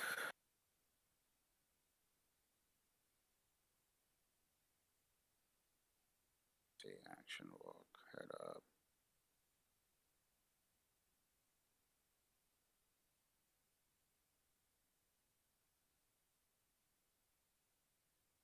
Just give me a moment, Chris. I just want to see where my animation is. No, no problem. I No. mean, if you want, we can. Like I said, we did skip through basics of animation in last night's session, so they are familiar with just getting the basic animations applied. So if you do have issues here, it's we can move into some of the other elements that you've got in the scene. Like like it's worth noting that there's a lot going on inside this shot when it comes to lighting and obviously composition, but there's some really interesting usage of things like decals that go beyond some of the stuff that I was just showing within my session. Like the decals are that little sticker looking icon inside the scene.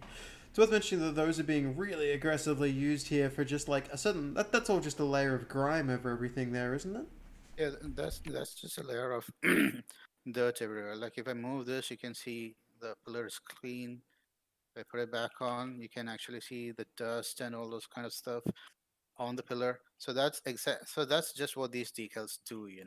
Yeah, it's worth mentioning you could also do that with the vertex painting that we demonstrated in the I think it was in the tech art session. So you could apply that through vertex painting or through decals. Depends on how the approach that you need and what it is you're trying to accomplish.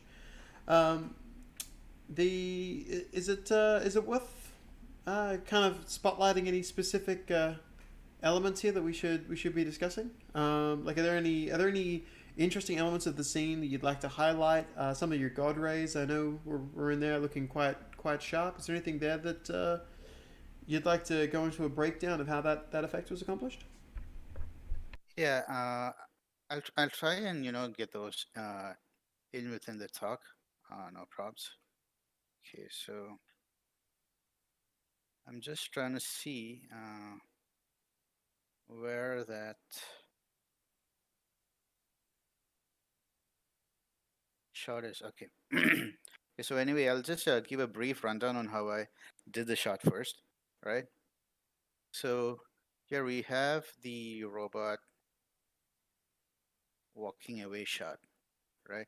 So uh, this thing initially uh, didn't have the robot walking away, but it was the robot walking in place. Okay, I finally found the animation that I was looking for. It's all right. um, You can just walk them through it anyway. yeah, so this was a shot that was like done um, after like 95% of the editing was done. Okay, and I wasn't like happy with how it turned out. So what I'm gonna be doing here is, first of all, I have to turn off all these fog sheets and How come light you're turning them beams. off? I'm just hiding them in the outliner. That's all. Was it just for visibility reasons or something else? Yeah, because there are so many layers of fog sheets that are layered over here, so it's hard to select what you want to select, like this Oh, camera, you for can example. use T to have translucency selection enabled or disabled. If you have Oh, okay. translucency selection disabled, it means that you will click straight through anything that is like semi-transparent. So if you hit T on So your like keyboard if I hit T. and then click on something, Oh yeah, okay. I didn't know that. there you go. What a Every day brave is new world. Yeah, every day you learn something new, right? Okay, so anyway, um, I have the animation of this robot walking in place. So what I'm gonna do is like for every one step that he takes, I'm gonna I'm gonna animate his transform here. Um, by- so that's a step. So I'm gonna transform it with plus 150. Did that work? Yeah, that did work actually. And add a key. So when I'm over there, when I'm over here, I'm gonna add another plus 150. So the good thing about Unreal Engine is in these location tabs, you don't have to like precisely measure the distance, how much he's going to transform, and write it. You can just add plus by how much units you need to transform him, and and that just works like that. Wait, give a location find ID.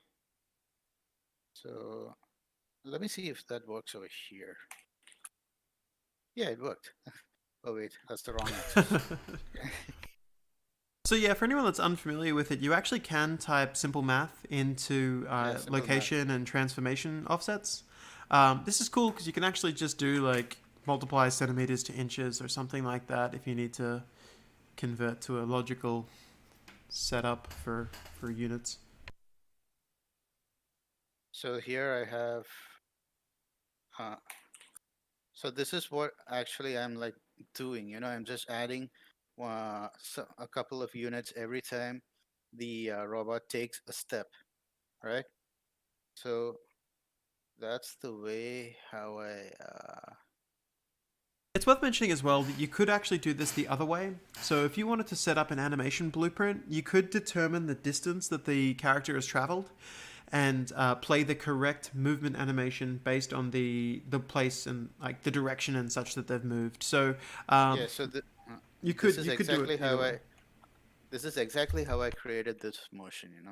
Yeah, I'm yeah. walking from point A to point B. So that was basically that. Yeah, so for something like that though, you could do it the other way. And if you're going to have a lot of motion, it may be a good idea to set up an animation blueprint to handle some of those some of that playback where appropriate. Yeah, you can do it. You can do it any way you want to. I was just comfortable with sequencer because it, it, Yeah, I it was guess. easier to use that way. No, no, no, fair So enough. Um, so Unreal. we've got we're an hour and 10 in on our time, and we still need to jump through a couple of things. If does anyone have any questions with regards to the development of the scene or anything like that before we kind of move forward onto the importation pipeline aspect of things? Are there any questions? A couple of questions so far, but they were general. It was like the dust motes and such before. Someone said, "Can you add a sort of noise transformer on the animation curves to add randomness?" You can add an element of that if you'd like to. Like you can have additive layers over the top of it. Oh, and someone asked, sorry, Hyde's asked, are the people in the window, are they projected silhouettes on planes, or how did you accomplish the people in the window? Those are actual skeletal meshes doing an animation. Okay, so they are actually skeletal meshes doing the animation. Yeah. Spared no expense. Any No. any other questions from folks? It looks like I think we've probably got through the bulk of those ones. Maybe it's a good idea to switch over to looking at the import pipeline side of things.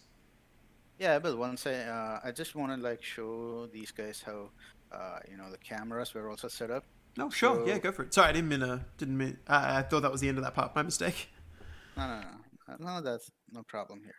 So if you can see on this small window here, that's the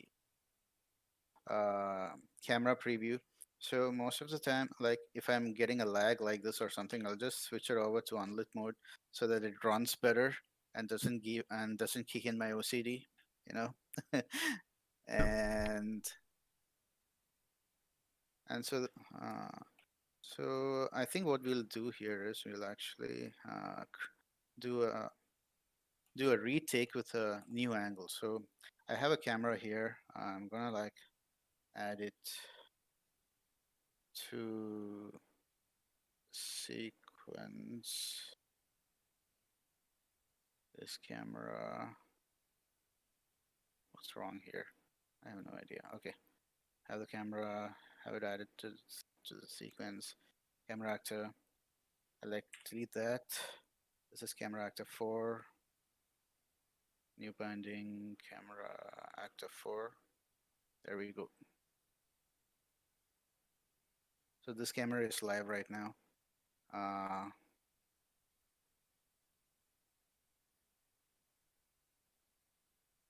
so I'll start here.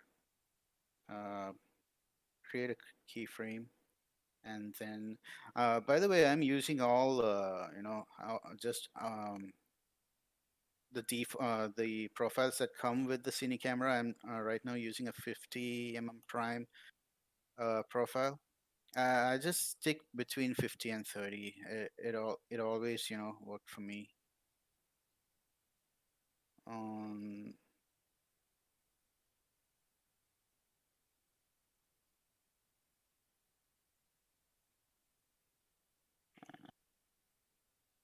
have it turn that angle off, maybe. Yeah, okay. And see how it goes. Okay, I have to like delete that.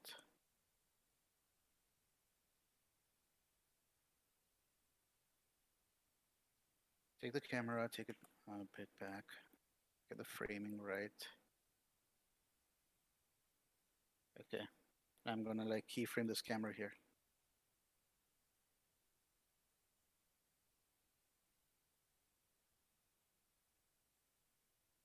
And as the robot comes close, I'll just move the camera here, there, and hit keyframe, right? So now I have a shot that looks like this.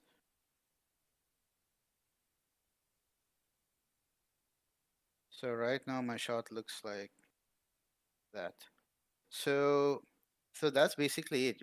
When you want to like animate your camera, it's pretty straightforward. Anyone who's used like timeline and stuff before in Maya or any other 3D app should like get this pretty easily. So there's nothing tricky about this. It's just pretty straightforward keyframe animating things. That's all. Cool. Thanks a lot for Um, that. is there any questions regarding this, the Uh, sequencer and stuff? no, it doesn't look like anyone's asked any questions to that one.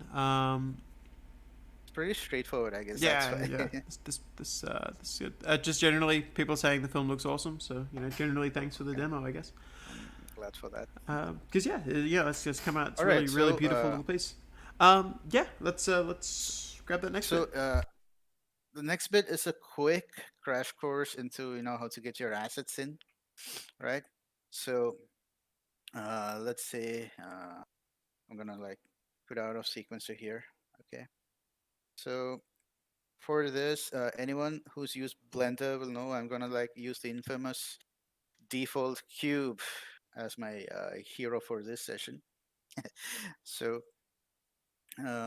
so here we have a cube, we have a material on it, and I'm gonna be exporting it um, as an FBX.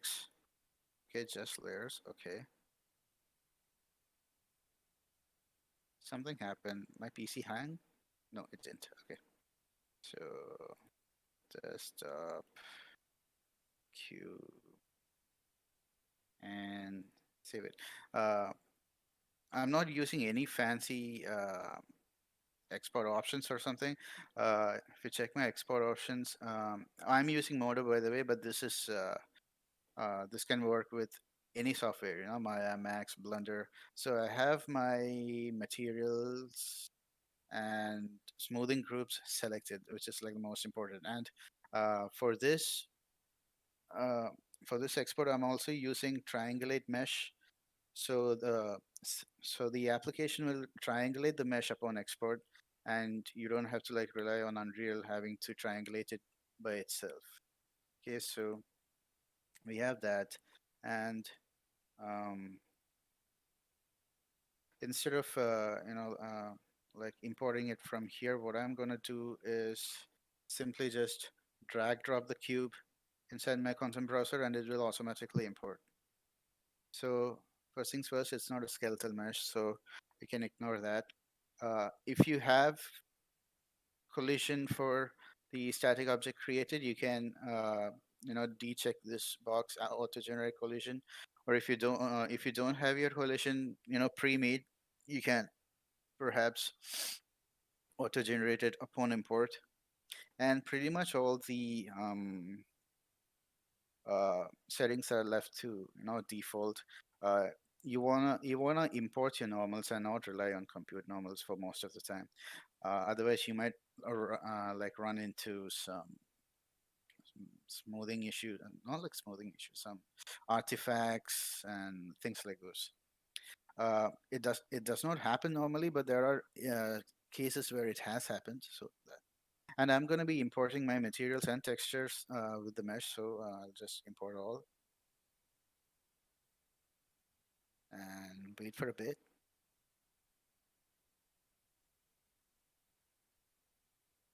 So here you have your cube and you have your default texture. All right.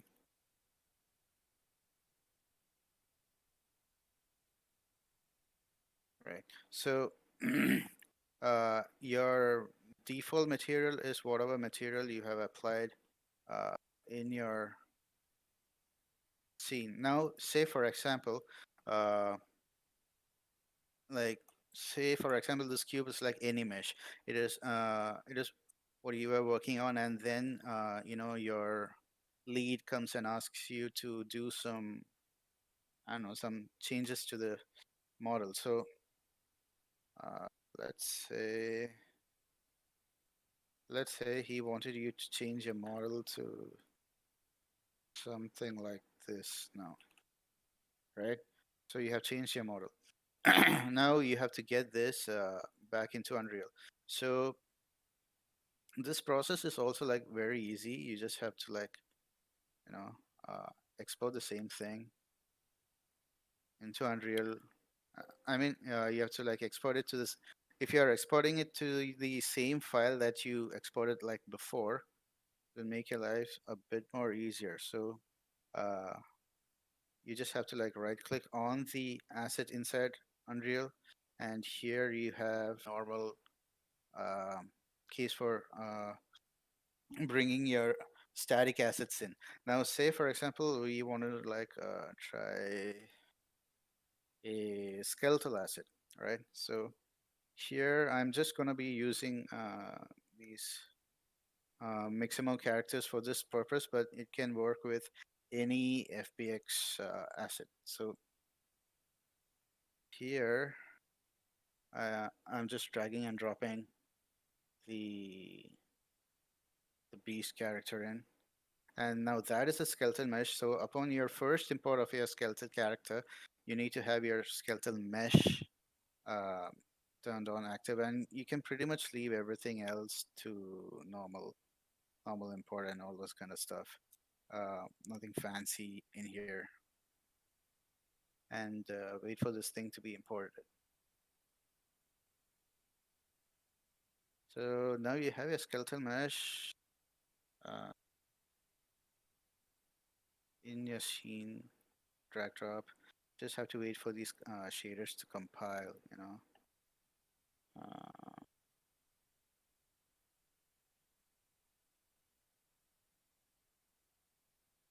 and that has actually imported with the materials on good. So Now we have your mesh, and say you have animated the mesh, or you downloaded an animation for the mesh. Like I have this sitting posture with laughing animation going on, right? So what I want to do there is I'll just drag drop that animation in the content browser. And this time you don't need to import the mesh, so you can turn that off, right? And under the skeletons, you just have to like search for this B skeleton that was created when you imported the skeletal mesh the first time. So ha have that selected, and and probably you don't have to like do anything else, and hit import, and you have your skeletal animation ready to go. So if I select my great, if I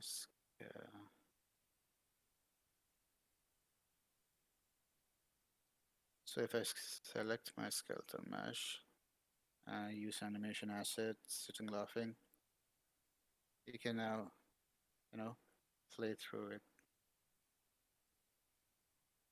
in the scene. So that's also like pretty straightforward stuff.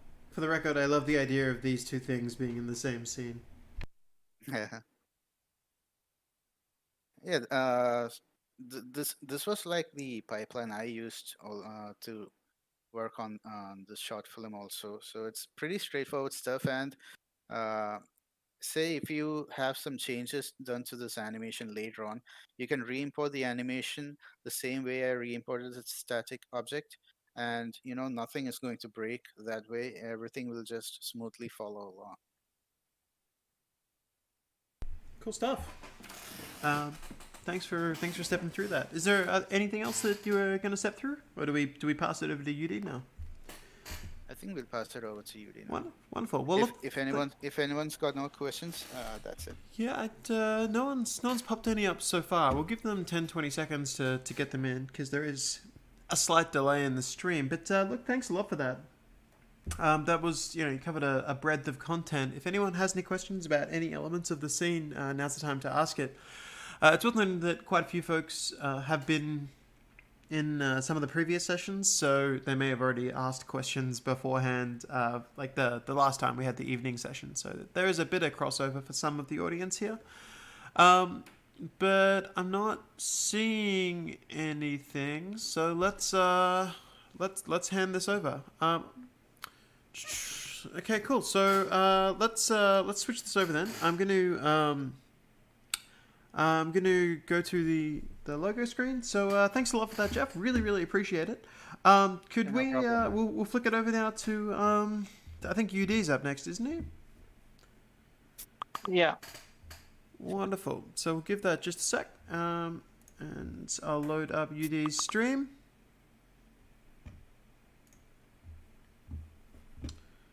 Sorry, folks. Okay. All right, UD, you are all good. Feel free to take it away. UD's going to be going through the Maya pipeline specifically. Thanks, Chris. So at this moment, I have set up this living room Maya scene file. As you can see, I have a bunch of assets. And I have this group, this one hierarchy. So I'm going to export this guy, and I'm going to show you another pipeline, how to export your geometry from Maya to Unreal, right? So yeah, let's export this guy. File and export selection. So before we export this guy, let me just quickly show you some few settings that we need to keep an eye on. So if you go to this file tab specific option, right, and go down to this include, you will see bunch of options like camera, geometry, animations, light, audio, embedded media. So basically, if your scene has multiple cameras, multiple lights, and you selected all, and then you hit the export selection, right? And then at this point, you don't want to export your light or you don't want to export your animation or camera. So you can always just turn this off by unchecking this checkbox option, right? So as you can see, I am unchecked this camera, light, even the animation. That I don't want to export my animation. But if you go down to embedded media, here you can see this checkbox. So if you want to export your media file, let's say you have some textures going on inside your model. So you can always check this option to export your textures. And most important things, like Jeff's told you that smoothing group, same setting you will have like in your Modo and same in Maya.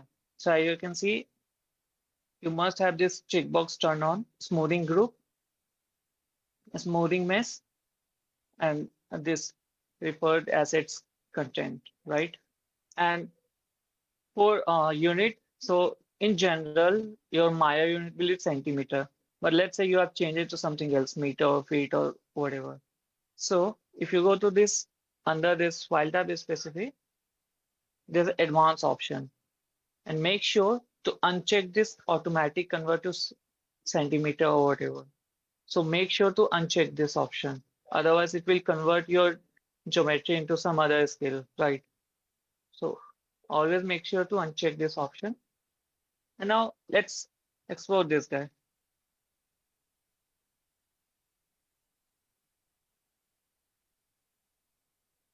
Living room. Cool. So I exported this guy. Now let's jump back to Unreal. And you can export, there's a two-way you can import your geometry. This is a one way and this is another way, import into level. So first I'm gonna show you how to import this as Jeff has covered. So I'm gonna quickly just show you basic simple things. So down there, if you see this dialog box, FPX import option, you click this option, so advanced, inside this mesh option, right? So you can see bunch of option and this option, mesh, combine mesh. So what is basically do, if you check this option, combine mesh, then it's gonna combine your whole this living room file, sorry, this living room file into one single paste, right? And as it's a living room, we don't want to whole combine. We want to change location or we can make an instant, right? So in that case, we don't want to combine this, right? So uncheck this option and then you can always transform your location at importing stage if you want to, or you can change scale size, material. So in that case, I'm happy with my settings, right? I'm gonna hit import all. When I hit import all, I get something like this, right? I'm gonna drag these guys into my level. So it's new level. I'm gonna just quickly create new level.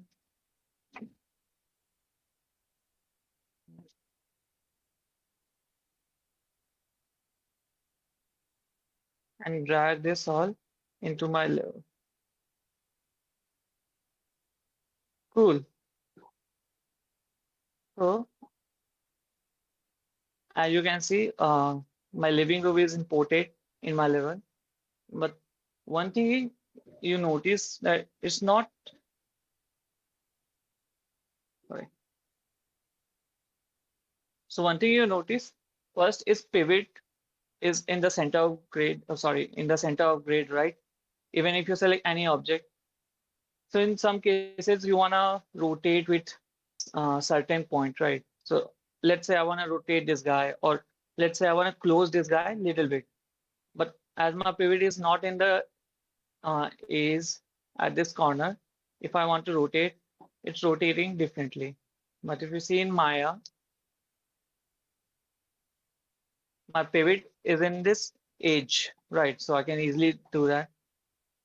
So in that case, you will lose the fidelity to control your mesh. Let's say your lead comes in and say like, I don't like this position or close it little bit. then every time you have to go to Maya and change it and then again re-import it.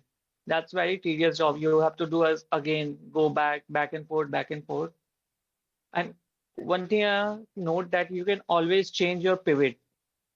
So if you hover over this pivot point, right, and then click middle mouse, you can change the pivot.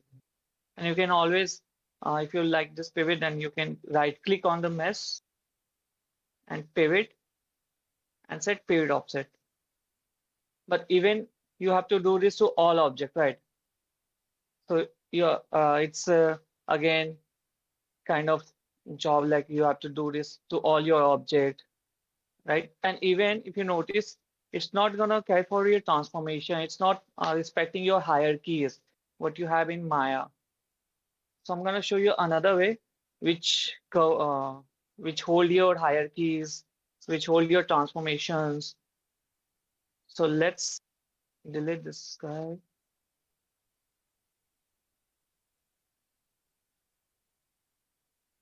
And I'm gonna re-import asset, right? So if you go to file and then import into level, and then I'm gonna search for my file path.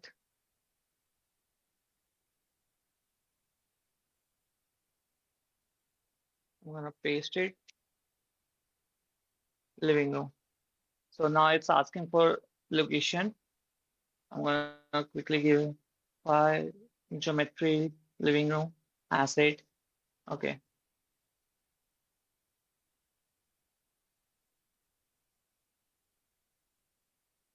Uh, Let me just give another file path.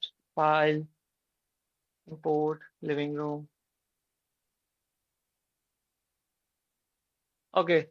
So as you can see, it's a new dialog box just pop up. It's a little bit different what you had when you click this import option, right? So if you see this, you can see there's a node, root node. Under there's living room, magazine, control, window 1 and 2. But this is the same that you have in Maya. Living room, magazine, remote, window 1, window 2, right? And so basically it's respecting your hierarchy. And you can always, let's say you don't want to import this cabinet, you can uncheck this guy. You have all the settings, staticness related settings.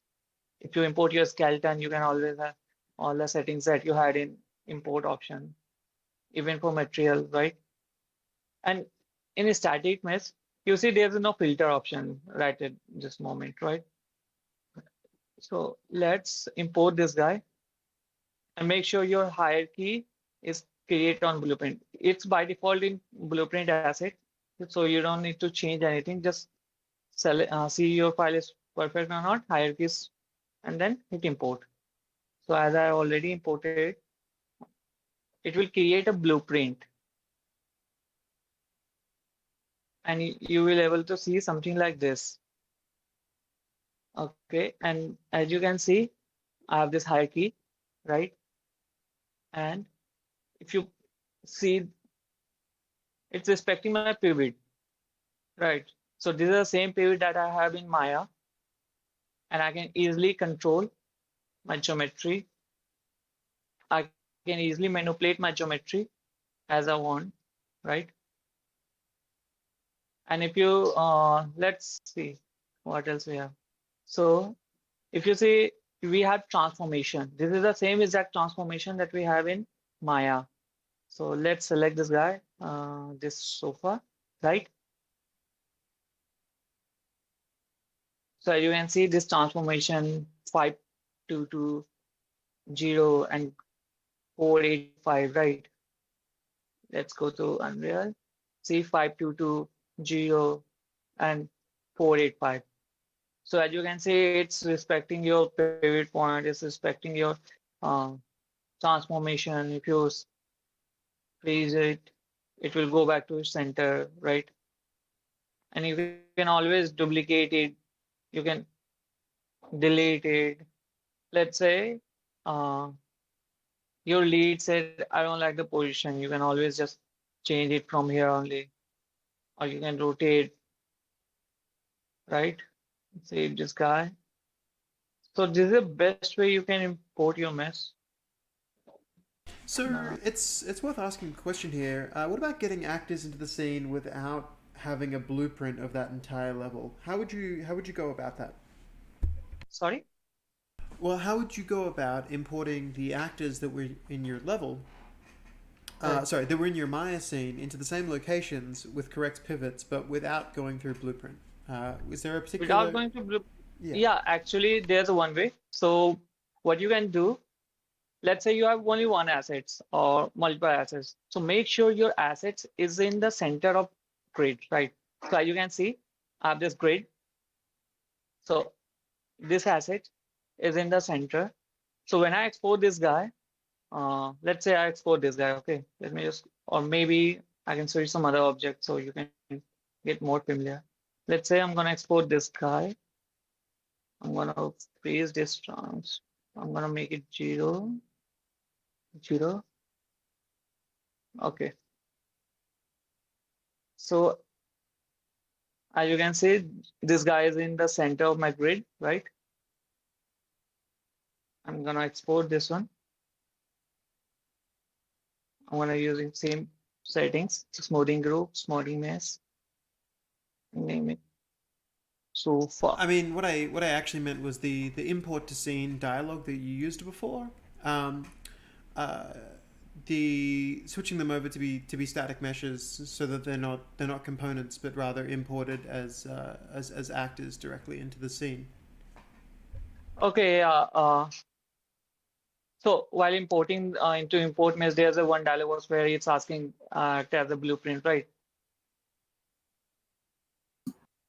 You're asking about this. Let me just quickly pop this. Geometry. You're asking about this, right? Correct. Yeah, that's Create level. That's what I was, because I mean, I strongly actually recommend create level actors as the path forward for importing a scene like the one that you just did.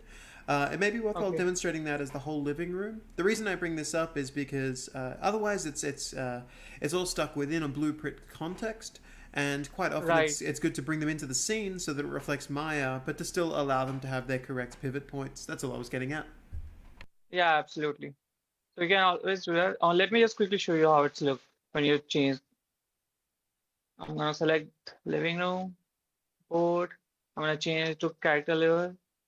Okay. Yeah, I'm getting all the attributes, right? And import.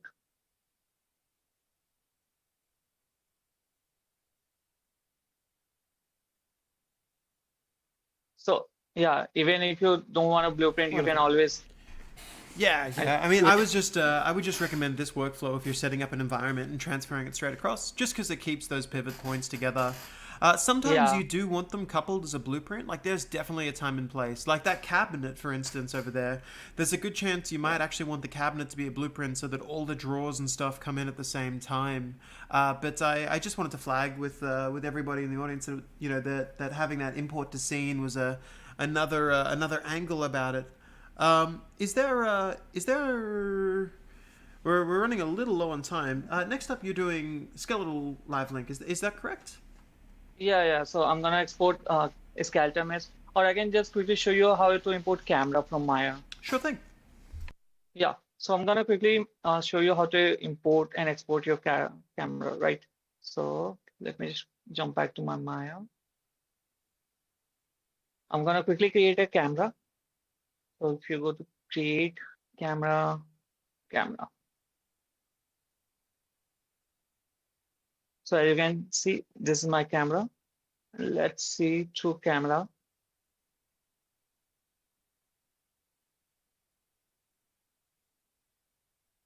Good.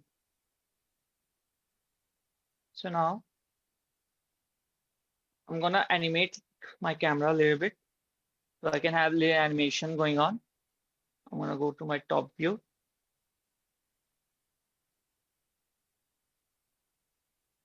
Or maybe I'm gonna split my viewport so I can see my camera. And so yep, here you can see my camera and this is my perspective.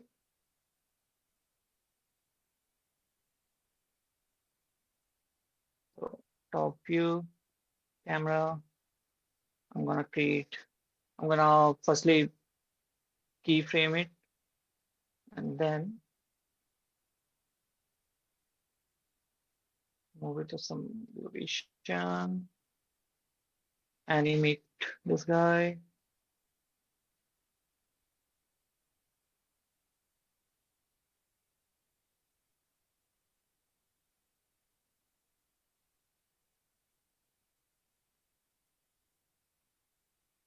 Cool. So you can see I have this camera animation. So let's say you have this camera animation perfectly going on in your scenes, right? But before you export your camera, few things you need to do. So if you go to this edit option by selecting this camera, right? So select the camera, then go to edit, key, and then bake simulation. So what this basically do is keyframing in your all frame, right? Otherwise, what happens sometimes when you import your camera inside Unreal, it was stuck with one frame and then it's not gonna move or some glitches will happen. So make sure you bake all the keyframe inside Maya. So at this moment, I bake my all frame in Maya. And then what I'm gonna do, I'm gonna select the camera, file, again, same process, export selection. I'm gonna name this guy as a cam. And then, so I'm only exporting camera. So I'm gonna check the camera and it has animation. So make sure to check the animation box and bake animation because we bake the animation. So cool. Three things. Make sure your camera checkbox is on. Where it is, where it is. Yep. Animation, camera. So make sure first you check this camera, second animation, and third bake animation. These three steps you need to do before you export your FPX. Oh, sorry, camera. And then I'm gonna export as a FPX file. Cool. So it's exported. Now I'm gonna jump back to my Unreal. I'm gonna quickly create a level sequence. Name it song one. Okay. So look, yeah, I have this short one. Okay. Let me just quickly create a camera. So this is my camera, right? And to import your camera, just right click on it. And if you can see this import option. So click this import and let's go to your file path, select your camera. Okay. So match by name only. I don't want to match by create camera. We already created our camera. Reduce if you want to and hit import. And now, as you can see, my camera is rotating, but it's also putting my focus distance right and focal length. So I don't want to apply my focal length of Maya. I'm going to select this guys and delete this. And then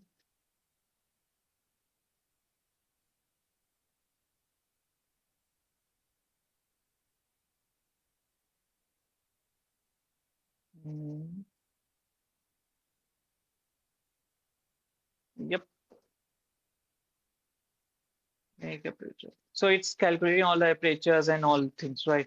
And it's making animation. So make sure and check this. Cool.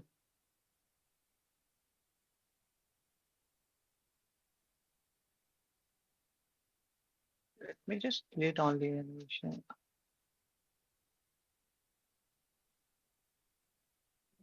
Now, so as you can see, after deleting those uh, focal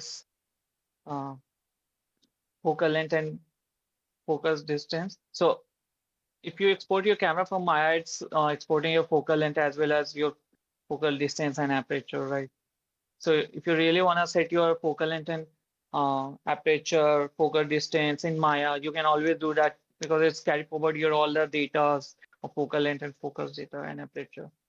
But if you don't want to apply on your Unreal camera, then you can always select this like how I did and delete it.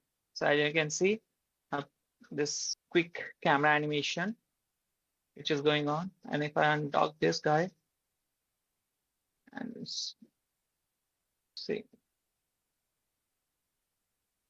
perfect living camera.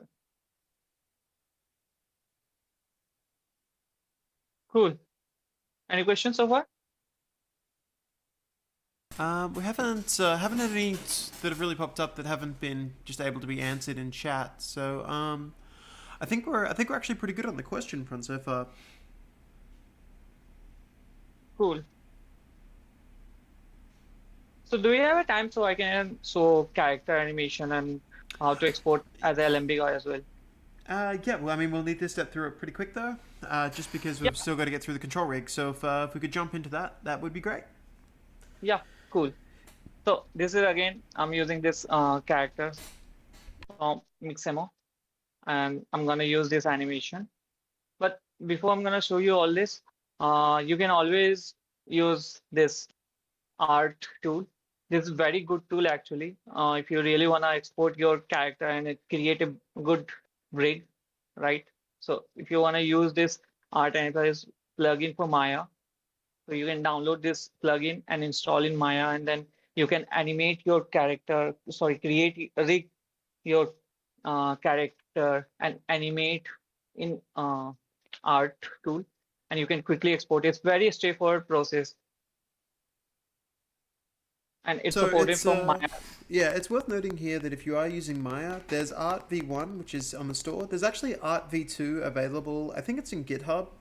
But essentially, what this does is this is an automated rigging, animation rigging toolkit for bringing things onto the default Unreal Engine skeleton, which is just going to make it a lot easier to use kind of pre-baked out animations and such. You don't have to go down this pathway, but it can be useful for certain kinds of characters that you want to bring in.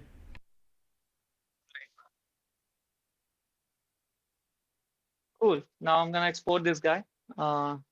So first I'm gonna export this character, and by selecting this geometry and the bone, right? Export selection. At this moment, I don't have animation, so I'm gonna uncheck this guy, animation option, and then make sure my geometry is right.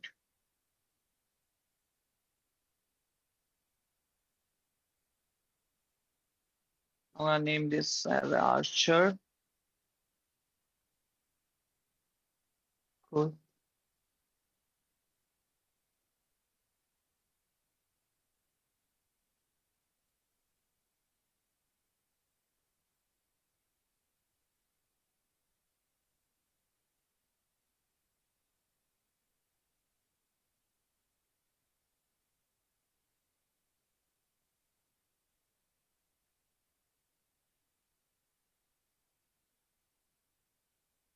So I'm gonna import this character. So I can do this import, or I can just drag and drop. But now I'm gonna click by importing. Same process. Skeleton mesh. It has skeleton mesh, skeleton import mesh. I'm gonna just quickly click on import.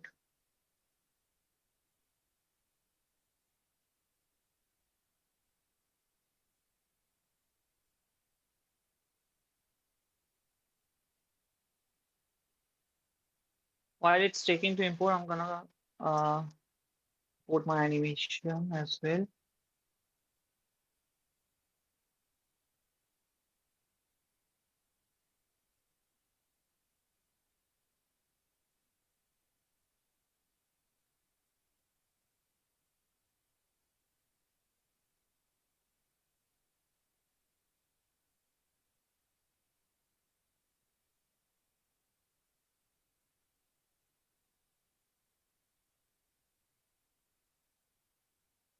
Okay.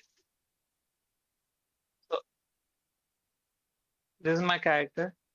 Actually, my living room is too big, so not too bad. So this is my character. This is a skeleton mesh, and character is imported. It's created my physics asset.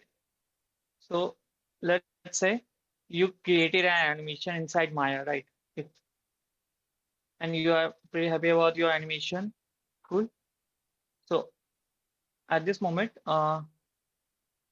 let's say I'm happy with my animation. So you have to export only skeleton this time for animation. You don't need to export your mesh again. So I'm selecting this skeleton mesh, this bone file, export selection. But this time, I'm gonna click animation, and this animation has 71 frame only. So I'm gonna change it to 71. This end, okay. Bake animation and animation. That's two things we need to worry about.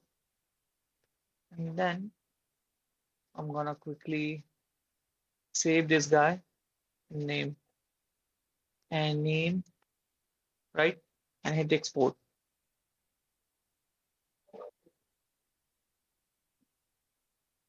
I'm gonna import animation inside here, this anim. And now it's asking for a skeleton. So we already imported our skeleton. I'm gonna select this archer animation and import all. Okay, so before I import, let me just quickly save this guy. It's not calculating out.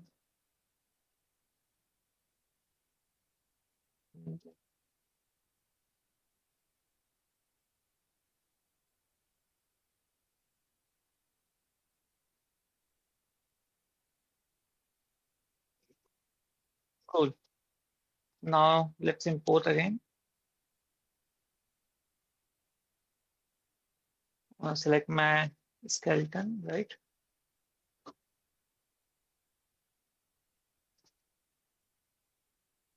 And if I drag this animation, or if you double tap this guy, as you can see, our animation is imported. And then, oh, sorry, I already dragged into my editor. So if you go to your simulation mode, right? It's animating. So this is a true FBX pipeline. Let's say you don't have a perfect um, skeleton, uh, perfect compatible skeleton for Unreal. It has, let's say it has multiple root bone, which is not compatible for Unreal, but you still want to export your animation. So to do that, what you can do, select your geometry. So this time, to export your animation for FPX, which has perfect root bone, we used to select this skeleton. But at this moment, let's say I have multiple root bone. It's not compatible with Unreal, but I want to export my animation. To do that, what you can do, you can click this static mesh, our geometry. If you go to this cache, click on this cache, then Alembic, and this export selection. So I want to point So out that when it comes to Alembic caches, which is what he's focusing on here, generally where we see this being used is for when people have like a really high quality rig that's being used for like their facial motions, or if you've pre-baked out, say, a liquid simulation in Houdini or something like that. That's generally where we would see the Alembic caches used.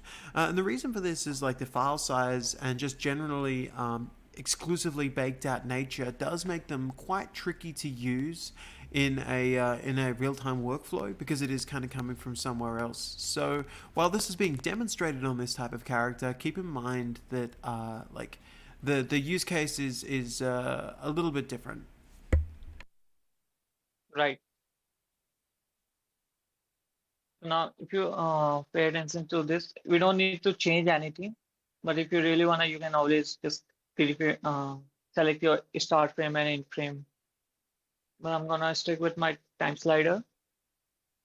Go down, and then these. In general, you will see default setting something like this. But for Alembic, you need to check UV, right? UV color set, in UV phase, and right UV set. If you don't check this four option, this will cause you. It will delete your UV, and you will not get any shaders.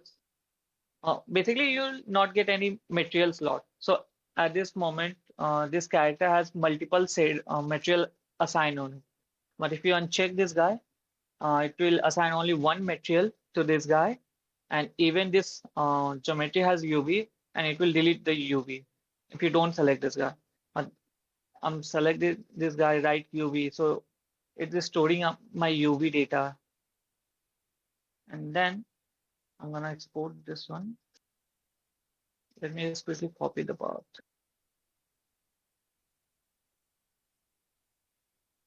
Training character.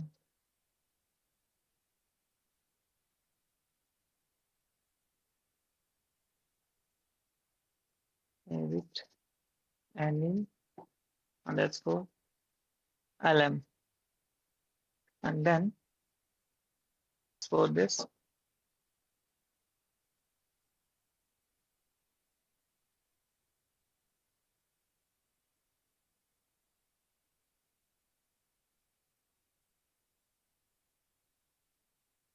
Now I'm jump back to Unreal, and then I'm gonna create a new folder, alum.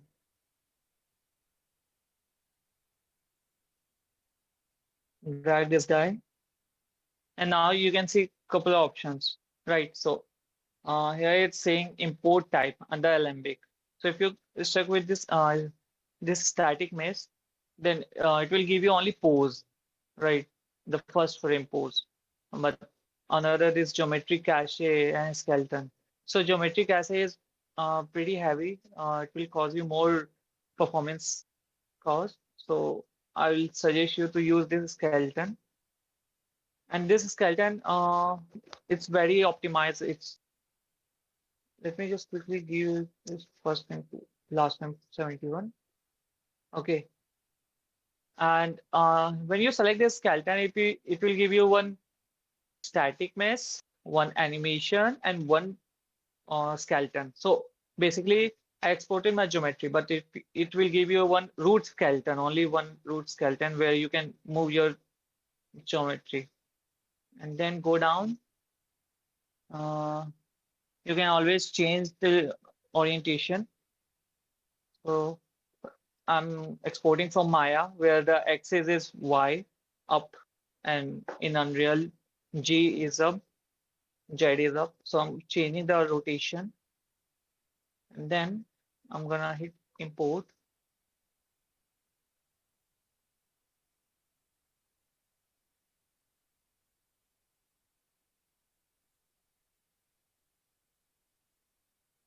Now, as you can see, I have these four options, right? So as I told you, it's give you one static mesh, skeleton mesh, and animation. Let's see our first animation, right? So as we can see, we have this animation.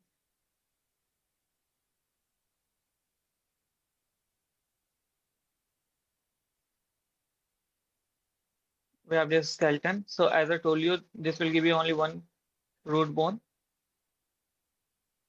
You can move using this root bone, right? And if you go back to this material, you can mesh, you can always assign the textures that you like, right? And yeah, I think it's pretty much about it. Cool. Thanks a lot for that. We're running low on time, so we're gonna step through to the control rig section. I think there's hasn't been any other questions with regards to the setup or import pipeline specifically. So look, thanks a lot for that. Really appreciate it. Thanks, Yeah, you covered it quite thoroughly. Again, when it comes to the Olympic caches, the main use cases I see are really often for things like fluid sims. But look, let's go ahead and we'll keep going on. Cool. You've got your dancer going on. All right, Yeah. I'm gonna flick the stream over now, and I believe we have Samik up next. Thanks a lot for that, Yudi. Much appreciated. Thanks, Ryan. Oh, sorry. Thanks, Christian. Hello. Okay, Hi, Samik. Krish. All Hi, right. Grace. Yep. Yep. Hello. Hi. Okay, let's. Have you got your screen share running just yet? Yep. I will share my screen now. That would be good. Okay. So, Okay. Be one moment, folks. All right, here we go. So Samik is going to be running through Control Rig. Now, Control Rig is in its early days. It's Unreal Engine's new animation system. Now, I want to mention that this is something that is, as I said, it's in its early days, but it allows you to kind of set up some really interesting stuff. And Samik's going to be kind of stepping through just the basics of creating your own animations, as well as the basics of kind of rigging up your own setups. So, Smik, without further ado, do you want me to? Oh, you're just going to learn samples? Okay, I'll bring this. so yeah, no. Are we good? Yep. Hi, guys. So, we are going to cover Control Rig today, and I just wanted to show you the Control Rig plugin that Epic has created, and also with that, they had given us this Control Rig project that I wanted to show. So, this is a project they had released for specifically for 4.25, and you can download this project and you can quickly get started understanding how this control rig is going to help you out for your own projects, and how the control rig blueprint uh, can help you create your own customized logic for your control rig system, and how you can use this control rig for your runtime animation. Yeah, but this control rig project does not cover everything. This will only cover the sequencer part of it, and how you can quickly get started creating an animation and sequencing in the sequencer. What I'm going to cover, I'm going to first cover you the sequencer part, where you can see here, like, yeah. So this is a mannequin that you can see, and you can move around this mannequin. You can create keyframes, and I'm going to also cover you the control rig blueprints, how you can what are the various nodes are, and how you can get the maximum use out of it, out of this control rig blueprint, and also how you can use this with your runtime animations. Like, see, this is just a third person template I'm using. This is third person ideal animation, and on top of that, few more animations are running. For example, it is moving its head procedural way, it's tilting its head, and this was not actually baked animation. This is coming out of the control rig nodes I have created, and it is also having its hand pivoted. You can see the right hand is pivoted. That is the IK working, and left hand does not have the IK going on. The left hand is going normally, but the right hand, and it's still rotating its head. And when you see it, I am jumping. See, the head is rotating, like head is looking down, as if the rotation point is actually not based on its head location, but it is more fixed at a fixed distance from the height of the capsule component. So you can see when it's jumping, it's looking down. So these are the things that these are the most basic things you can create, and I will be showing you how you can do that, how you can make use of the runtime animation blueprint along with that. Like, there is a runtime anim graph that is going on, which is helping me create the procedural nodes. So, and also this control blueprint which is going on. But first, I'm going to go with the sequencer part. So to enable this plugin, you have to go to edit plugins, type control rig. Yeah, this is the plugin you need to enable. So it's already enabled for me, up and running here. And what you see over here, when you have the control rig project downloaded from here, so I had already downloaded that, and I have migrated in my level in my project. So this is the folder I got along with this. So this folder already comes with a demo example map, where you can already see the sequencer going on, but I'm rather interested in creating a simple animation on my own and showing you how this works. So this is the mannequin I have got with the controlling project, and these are the mannequins I have created for my own research. And so if you drag this mannequin in your level, it quickly creates all the keys for you.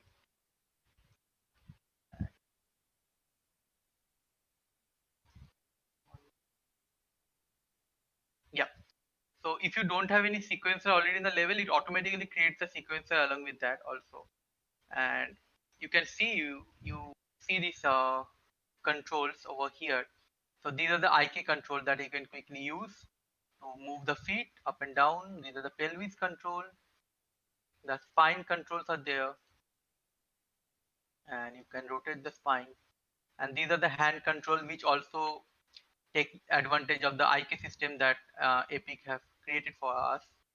The controlling plugin have created, and Epic has created this controlling blueprint that lets you already quickly get started without having to recreate the node all over again. But yeah, definitely when you're doing something custom, you have to create them again for your customizations purposes. So that is what we are going to look into after I'm done with the sequencer part. So this is the sequencer part is pretty simple and straightforward. All you do is here, like if you are aware of the sequencer already, all you do here is create keys. So here I already have some of the keys running. So if I say go over here, and so this is my hand controls. Say when I'm selecting my hand controls,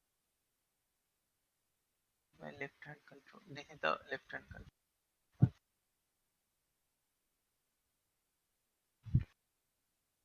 Oops, I think this is messed up here. Uh, I will just delete this. 1 second. Yep, now everything is deleted. I will just drag it in. Okay, so you have this now. All right. Now when I select it, it is selected over here. So this is my left hand control, and say I create a key over here, and when I drag it around here, see I am rotating it and I create another key. So now you can see a simple keyframe animation has been created along with that. So since I have already created a key, I can now create move it around, and new key will. So let's see if I want to do some wave animation.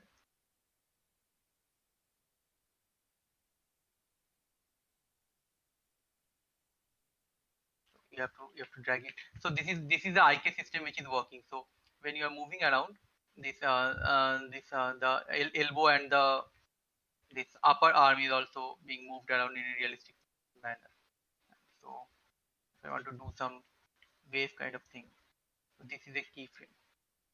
So it's basically dragging his arm over here, and let's say from here I want to create another key, and here another key.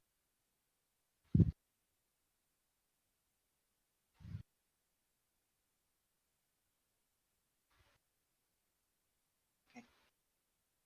And last but not the least, can I copy over the key over here? Let's copy this and let's paste it up. Okay. So I created a very simple animation. It's not perfect, but it oh okay. So yeah, you see a very basic animation is working. It's now doing a wave, and it's moving down its arm. So you can create an entire animation, like there are animators in our team who are actually making most maximum use of this system to create an entire animation. So you can do the same. You can, like, this is a root control which is working over here. You can drag it over, and you can move around the current character, and with this foot controls you can create a simple walk animation, and along with this pelvis movement. And you see these hands are, because of this IK, these hands are now pivoted. Yeah, yeah, this is not too perfect as you see in the some of the advanced animation tools like Maya or motion builders, because this is a very early stage of the control rig. but we are very hopeful that in the coming stages this is going to be actually very much perfect, and Unreal can compete with the likes of motion builder in terms of creating animation from scratch. But right now this is the this has a tremendous potential, and I already showed you how you can make the most use of it in the runtime animations also with along with motion blueprints. So when you open this up, so this when you open this up, this is the interface you get. So if you're familiar with blueprints, you already know that how this node system works. In the left side, you see the viewport. So here, the character which you want to use controlling, so you have to actually basically import the character. I will show you how to import your own character, but they have already imported the mannequin over here, and they have created these controls one by one. Here you can see the same skeleton hierarchy that you're familiar seeing in the skeleton editor, and below here they had this was created by them. This was the, I mean, control hierarchy, not the, this is the bone hierarchy and this is the control hierarchy. There are two different hierarchies over here. This control hierarchy that what you can create in this control rig blueprint, and this is the hierarchy which you are going to use for various set of customization in terms of controls. All right. So keeping that in mind, yeah. So these are the IK node you can see. These are all FK node. Roots and pelvis are working in the FK mode, and this is the head node which is seeing, which you can see, and this is the this left and right arm are working in an IK mode, and also this left and right leg. All right. So any questions here? We haven't had anything pop up so far. It seems pretty straightforward for folks to follow so far, which is great. Okay, so to understand how this node works, we have to create our new. So since you have since you have enabled the plugin, you already get this option. When you go to animation, you get this option control rig. This is a blueprint. This is a control rig blueprint that you can create, and this is your parent class. You only have one parent class over here, but if you want to, if you're into C++ programming and all, you can create own custom classes that can further enhance the functionalities that you are already getting out of here.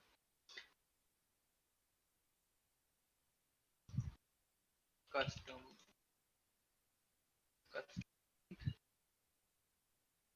When I open it, it has only one node, begin, execute, and nothing else is here. I don't have any skeleton because I have not. So here you get this option in the rig hierarchy section. You get the option import hierarchy. I will now import the third person. So this is the mannequin they have given us, and then you can see in the path game controlling, and this is third person mannequin that you get it from a third person template. So if you want to use Paragon mannequins, if you want to use Mixamo, you can do that. You have to basically use hierarchy nodes to import the skeletons from here. So I'm going to go ahead and import the yes. Now you can see the skeleton, the bone hierarchy set up over here. So what I'm going to do now, I'm going to create a new control. I'm going to create our very first control, which is the root control. So if I right click, I go over here and see new. There are three types. New bone, you can create virtual bones, which I don't think you need until you are doing some specific. So until you're doing some very specific project related purpose, but we are mostly interested in space and control. So controls are the visual representation of certain nodes that you can move around. You can have it can have transform. I mean, it can have translation, rotation, and even scale.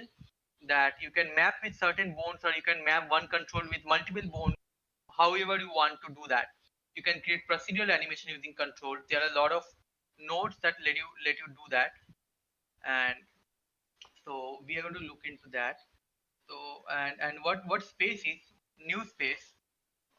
So space is not does not have any visual representation. I mean, you cannot see it over here, but space actually is something that can have a relative, that can set a relative transformation for a control. Like for example, you have one control uh, which needs to have an initial transform somewhere. I will I have examples that can help you, that will cover a very good usage of space. So I will be covering that up. Just know that spaces are intermediate controls. You need space, parent some controls, and you can set an initial transform, and that then you can move around the control to set further transformation on top of it. So first, I will create just a control, and I will name it as root control. Name as root control.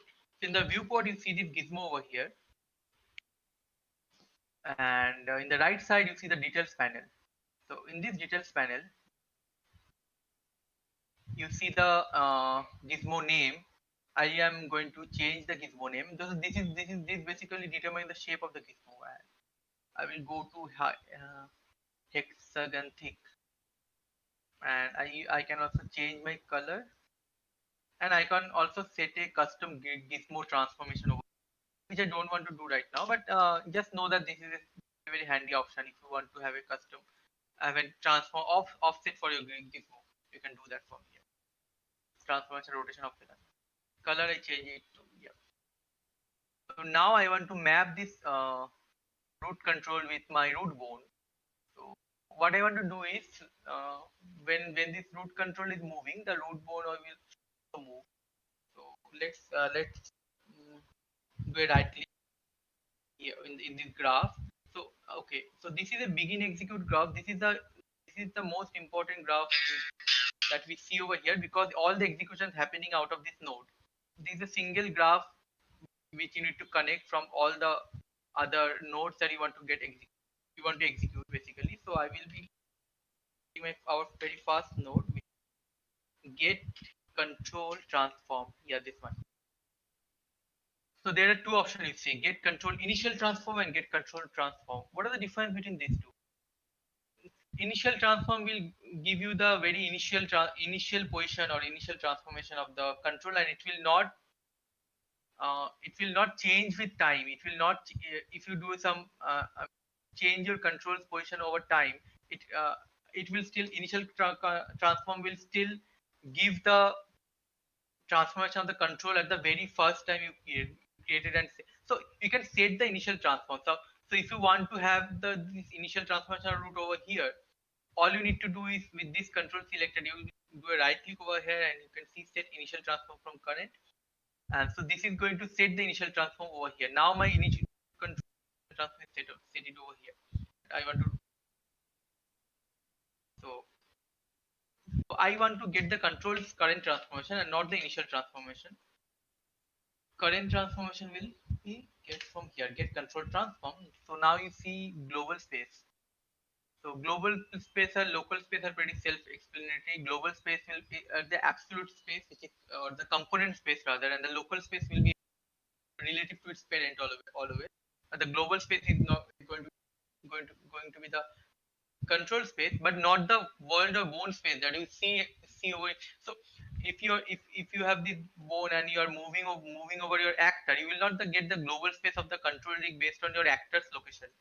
Your global space will still be relative to your root location, and your local space will be always be relative to your parent transform's location. That's the difference between this global space and the absolute world space that you might need when you are doing some runtime animation or something. So, but yeah, if you are creating some animation which is confined within this specific blueprints, all you need is a global space. And from that, I will do a set transform. Right. We've only got about 10 minutes left on the stream, Samik. So after we get the control, it may be a good idea to jump through to Fabric, since that one's probably the more important between that and the aim control. I had more examples rather than Fabric, and that includes these runtime animations I showed. Ah, sure. So, okay. Well, we've got 10. If you think you can get through it in 10, that's yeah. great. I just wanted to. I will just quickly get this up Okay, cool. and running. Just wanted to give you a heads up. Yeah, of course. So you see this transformation over here, and now this root bone is mapped with this root transform. Now if I move around this, okay, Oh, sorry, I didn't select the control mode. Yeah. Now if I move around this, you see my root control is also moving.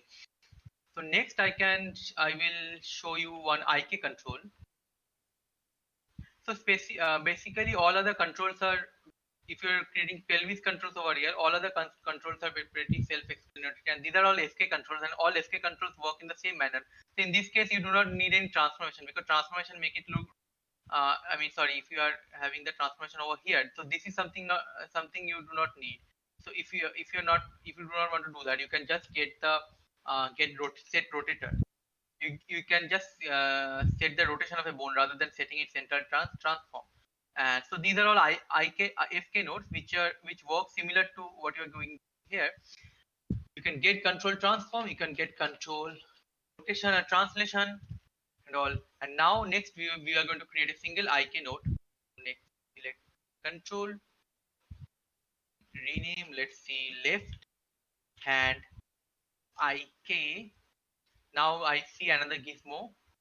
I will change its shape back to circle thick, and let's say I set it to 0.25, 0.25, 0.25, and I will drag it around over. Yes, I drag it up over here, and then I will select right click and set initial transform from closest bone, and it immediately snap to the closest bone, which is handle, but a rotation is something I am not happy with. So I will set the rotation over here and right click, and this time I will choose set initial transform from current. So now I have my initial transform set up. Now when I hit compile, it will be in this position, but if you don't have your initial transform set up, if you move it around and you hit compile, it's going to reset this position. So if you want it to stick to the position that you are currently set, you always remember to. So this we use this so much. I believe that Epic should have given some shortcut over here, but currently we don't have any shortcuts. We have to do this I think you anyway. can So bind it through the editor preferences actually. oh, you can. Oh, okay, that's nice. So I will show you basic IK node. So this is the IK node that we are going to use. Map the IK with our hand. I need upper arm bone as a bone A, I need lower arm bone as a bone B, and I need the hand bone as a bone C. It's immediately shift back. So because it doesn't have any effector location, so this is the effector bone. This is the left hand bone is the effector bone which is being affected over here, and I have to use this propagator children so that the fingers also get affected. Yeah. Now the entire bone has moved as if it has a zero effector location push transformation, because I have not set any node. So what I'm going to do it over here, I'm going to give the control left hand IK and set the effector over here. Now you see, yep. So this is still not what I'm looking for, because if you delete disable it, you see the hand is coming more accurately. So that is because of the we don't have the we have the wrong axis for Y. Yes, and also the pole vector needs to be set. Pole vector actually basically determines how it should be rotated. The rotation should be accurate for the pole vector to work. And so what I will do over here, I will get an absolute transformation. I want to have the pole vector somewhere near this hand. So what I want to do, transform. So what this takes a parent transform, and this adds a translation, and and then it gives a global transform of the final transformation. So I will still choose this. Here I will choose location, and now all I have to do is I have to set up the transformation.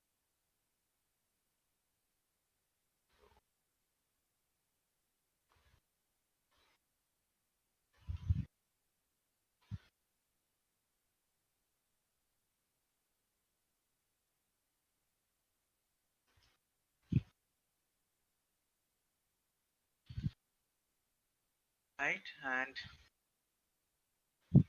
also the rotation is something I'm happy about. Yeah.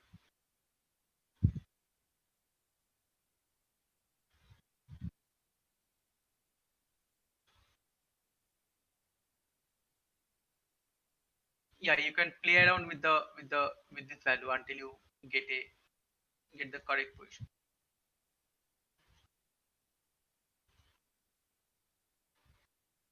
Yeah, so this is a visual debug of your control. So if you move this around, see these values are changing, x, y, z, and values are changing.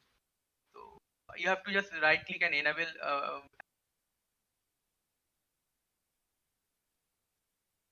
Sorry about that, folks. Looks like the stream has dropped. also change. 1 So moment. this is a very useful tool that you're going to use. Quickly adjust the position of your pole vector. Sorry, Samik. Just can you just roll back 20 seconds? Unfortunately, the stream dropped from Discord for some reason. Oh, okay.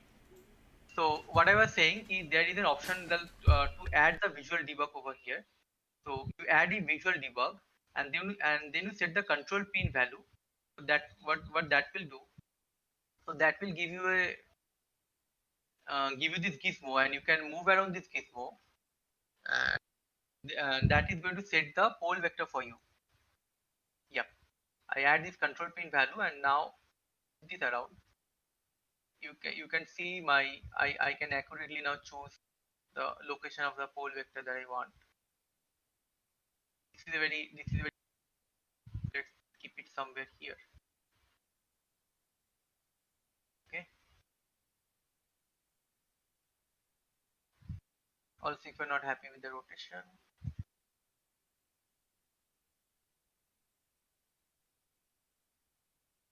playing playing around.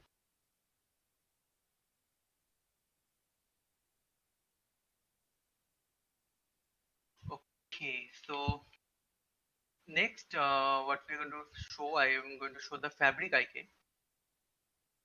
So basic fabric IK is also a IK, but it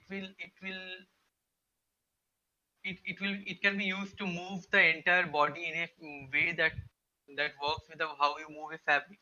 So like I will show you. I will just drop the node from over here. From here, I will set my. It doesn't require any pole vector because it's not confined to just moving the elbow. It's confined to moving whatever bone you want to start with. So I want to start with say my root bone. Start bone I will give my root bone, and then effector bone I'm going to give my handle because that is the propagation, of course. Now if I move around my hand, see how it is moving. So you can drag this person around entirely. This fabric IK. This is very useful if you are doing some body dragging animation kind of thing. You can quickly get started doing that. So fabric IK, and when next we have aim aim control that I'm going to show you. How much time we have left, Chris? Well, technically we have about a minute.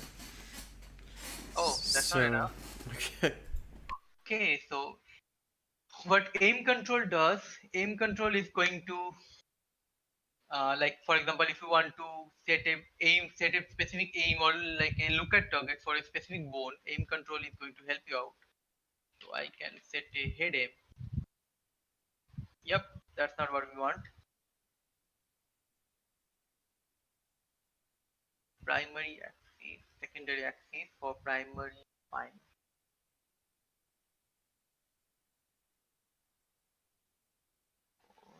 And target for we need aim control. So I will just create a control. Head aim control.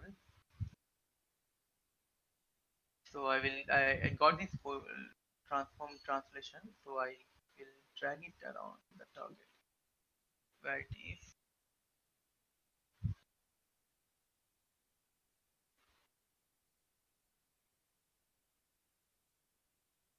So I have to fix some of the stuff up over here. Secondary axis I can choose. Fine.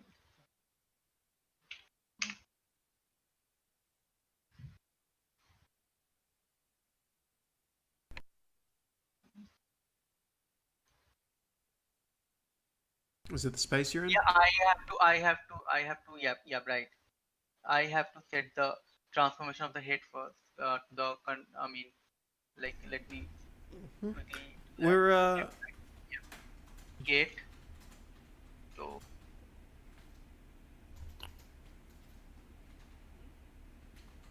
I have this set up one. Get control initial transform. I can get head control, head aim control, and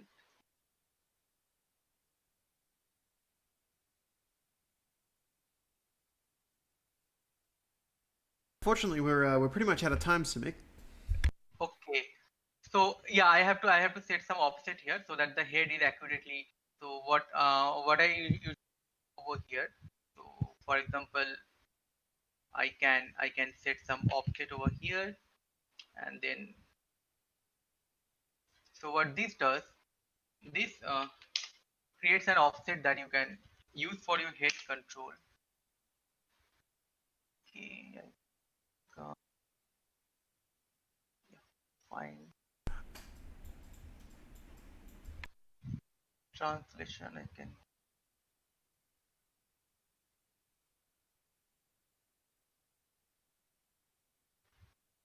Unfortunately, we're out of time, so we're gonna have to wind this one up, Simic.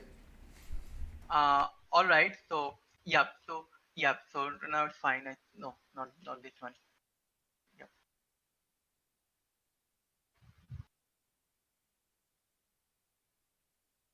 Set the X value.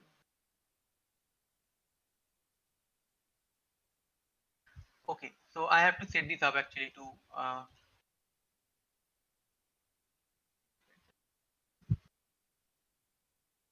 yeah. So actually I have to add the values over here so that it works accurately over here. But this is the basic node that works. So yeah, you can see the control. I have to set it over here. So this is how the head control is working. So what I am doing over here, I am moving on the control and my head is working on top of it. So yeah, so it's all about the initial transformation. How you are going to set the initial transformation so that this head works the way you want. You have, yeah, yes. Cool. I think you got the pretty idea. And then just one thing I want to say is you how to get this to work with the runtime animation. For example, you have this controlling node over here.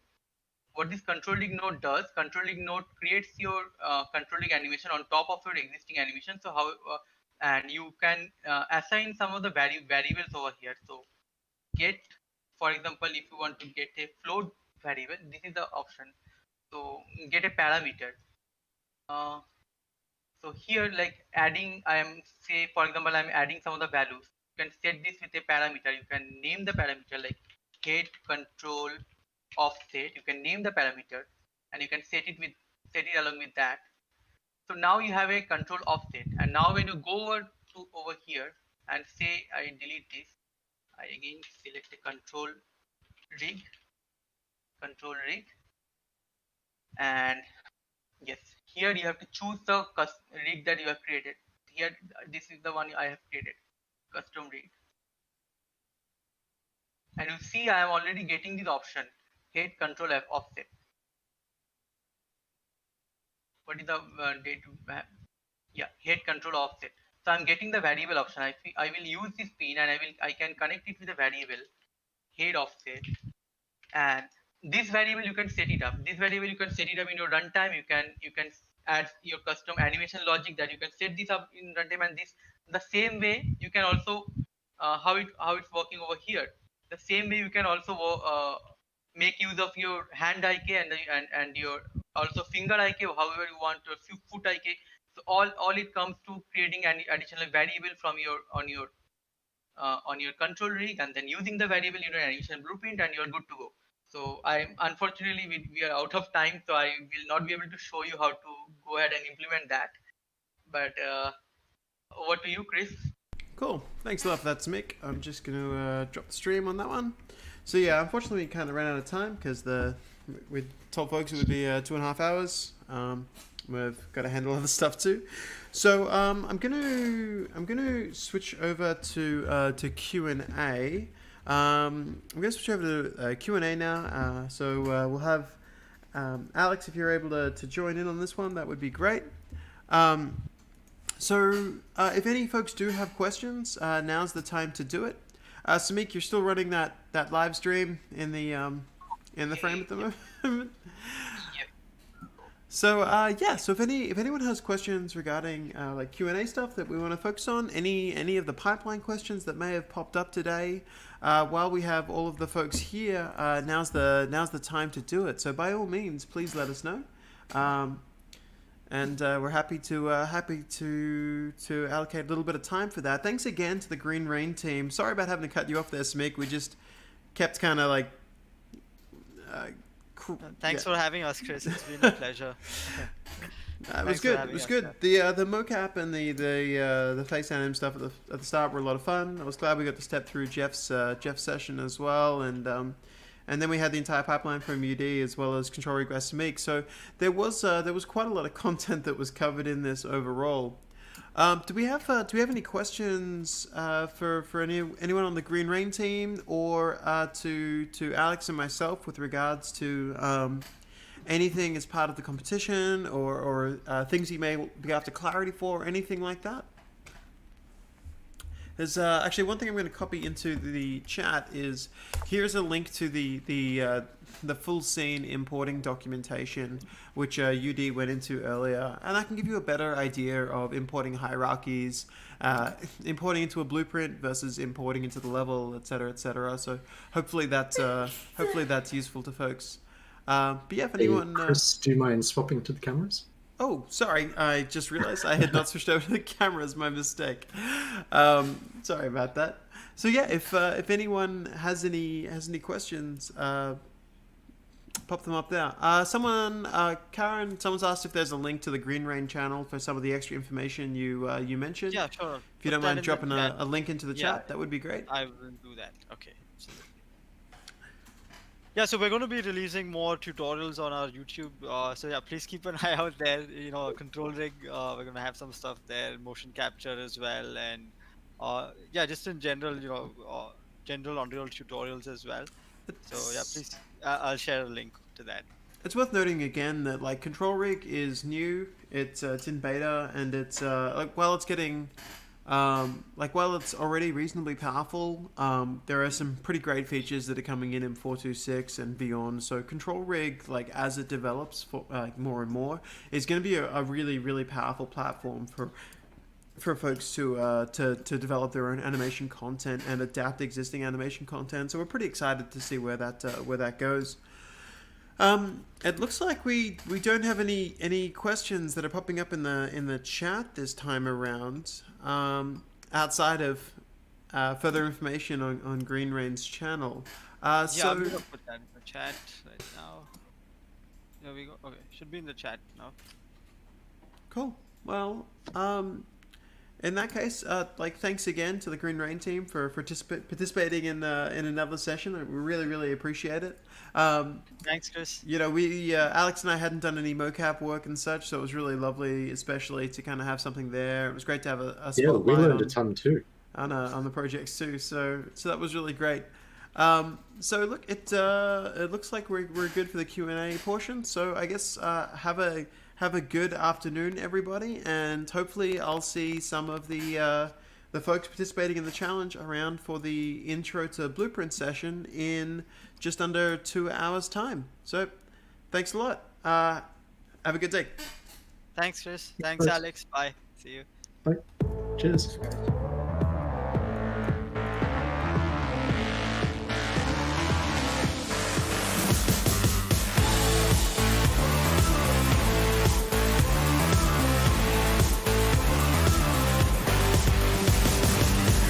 Tell me, is this thing on now?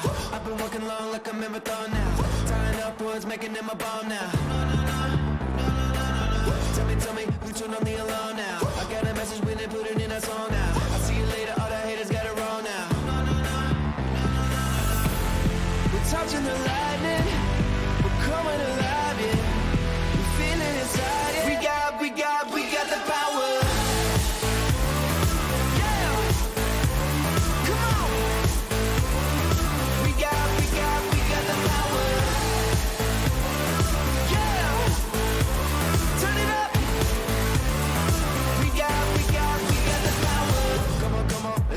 everybody with me. It's time to get together, no more enemies. Throw your hands up, can you feel the energy? Yeah, come on, can you finally hear what this means? 20 something years been chasing down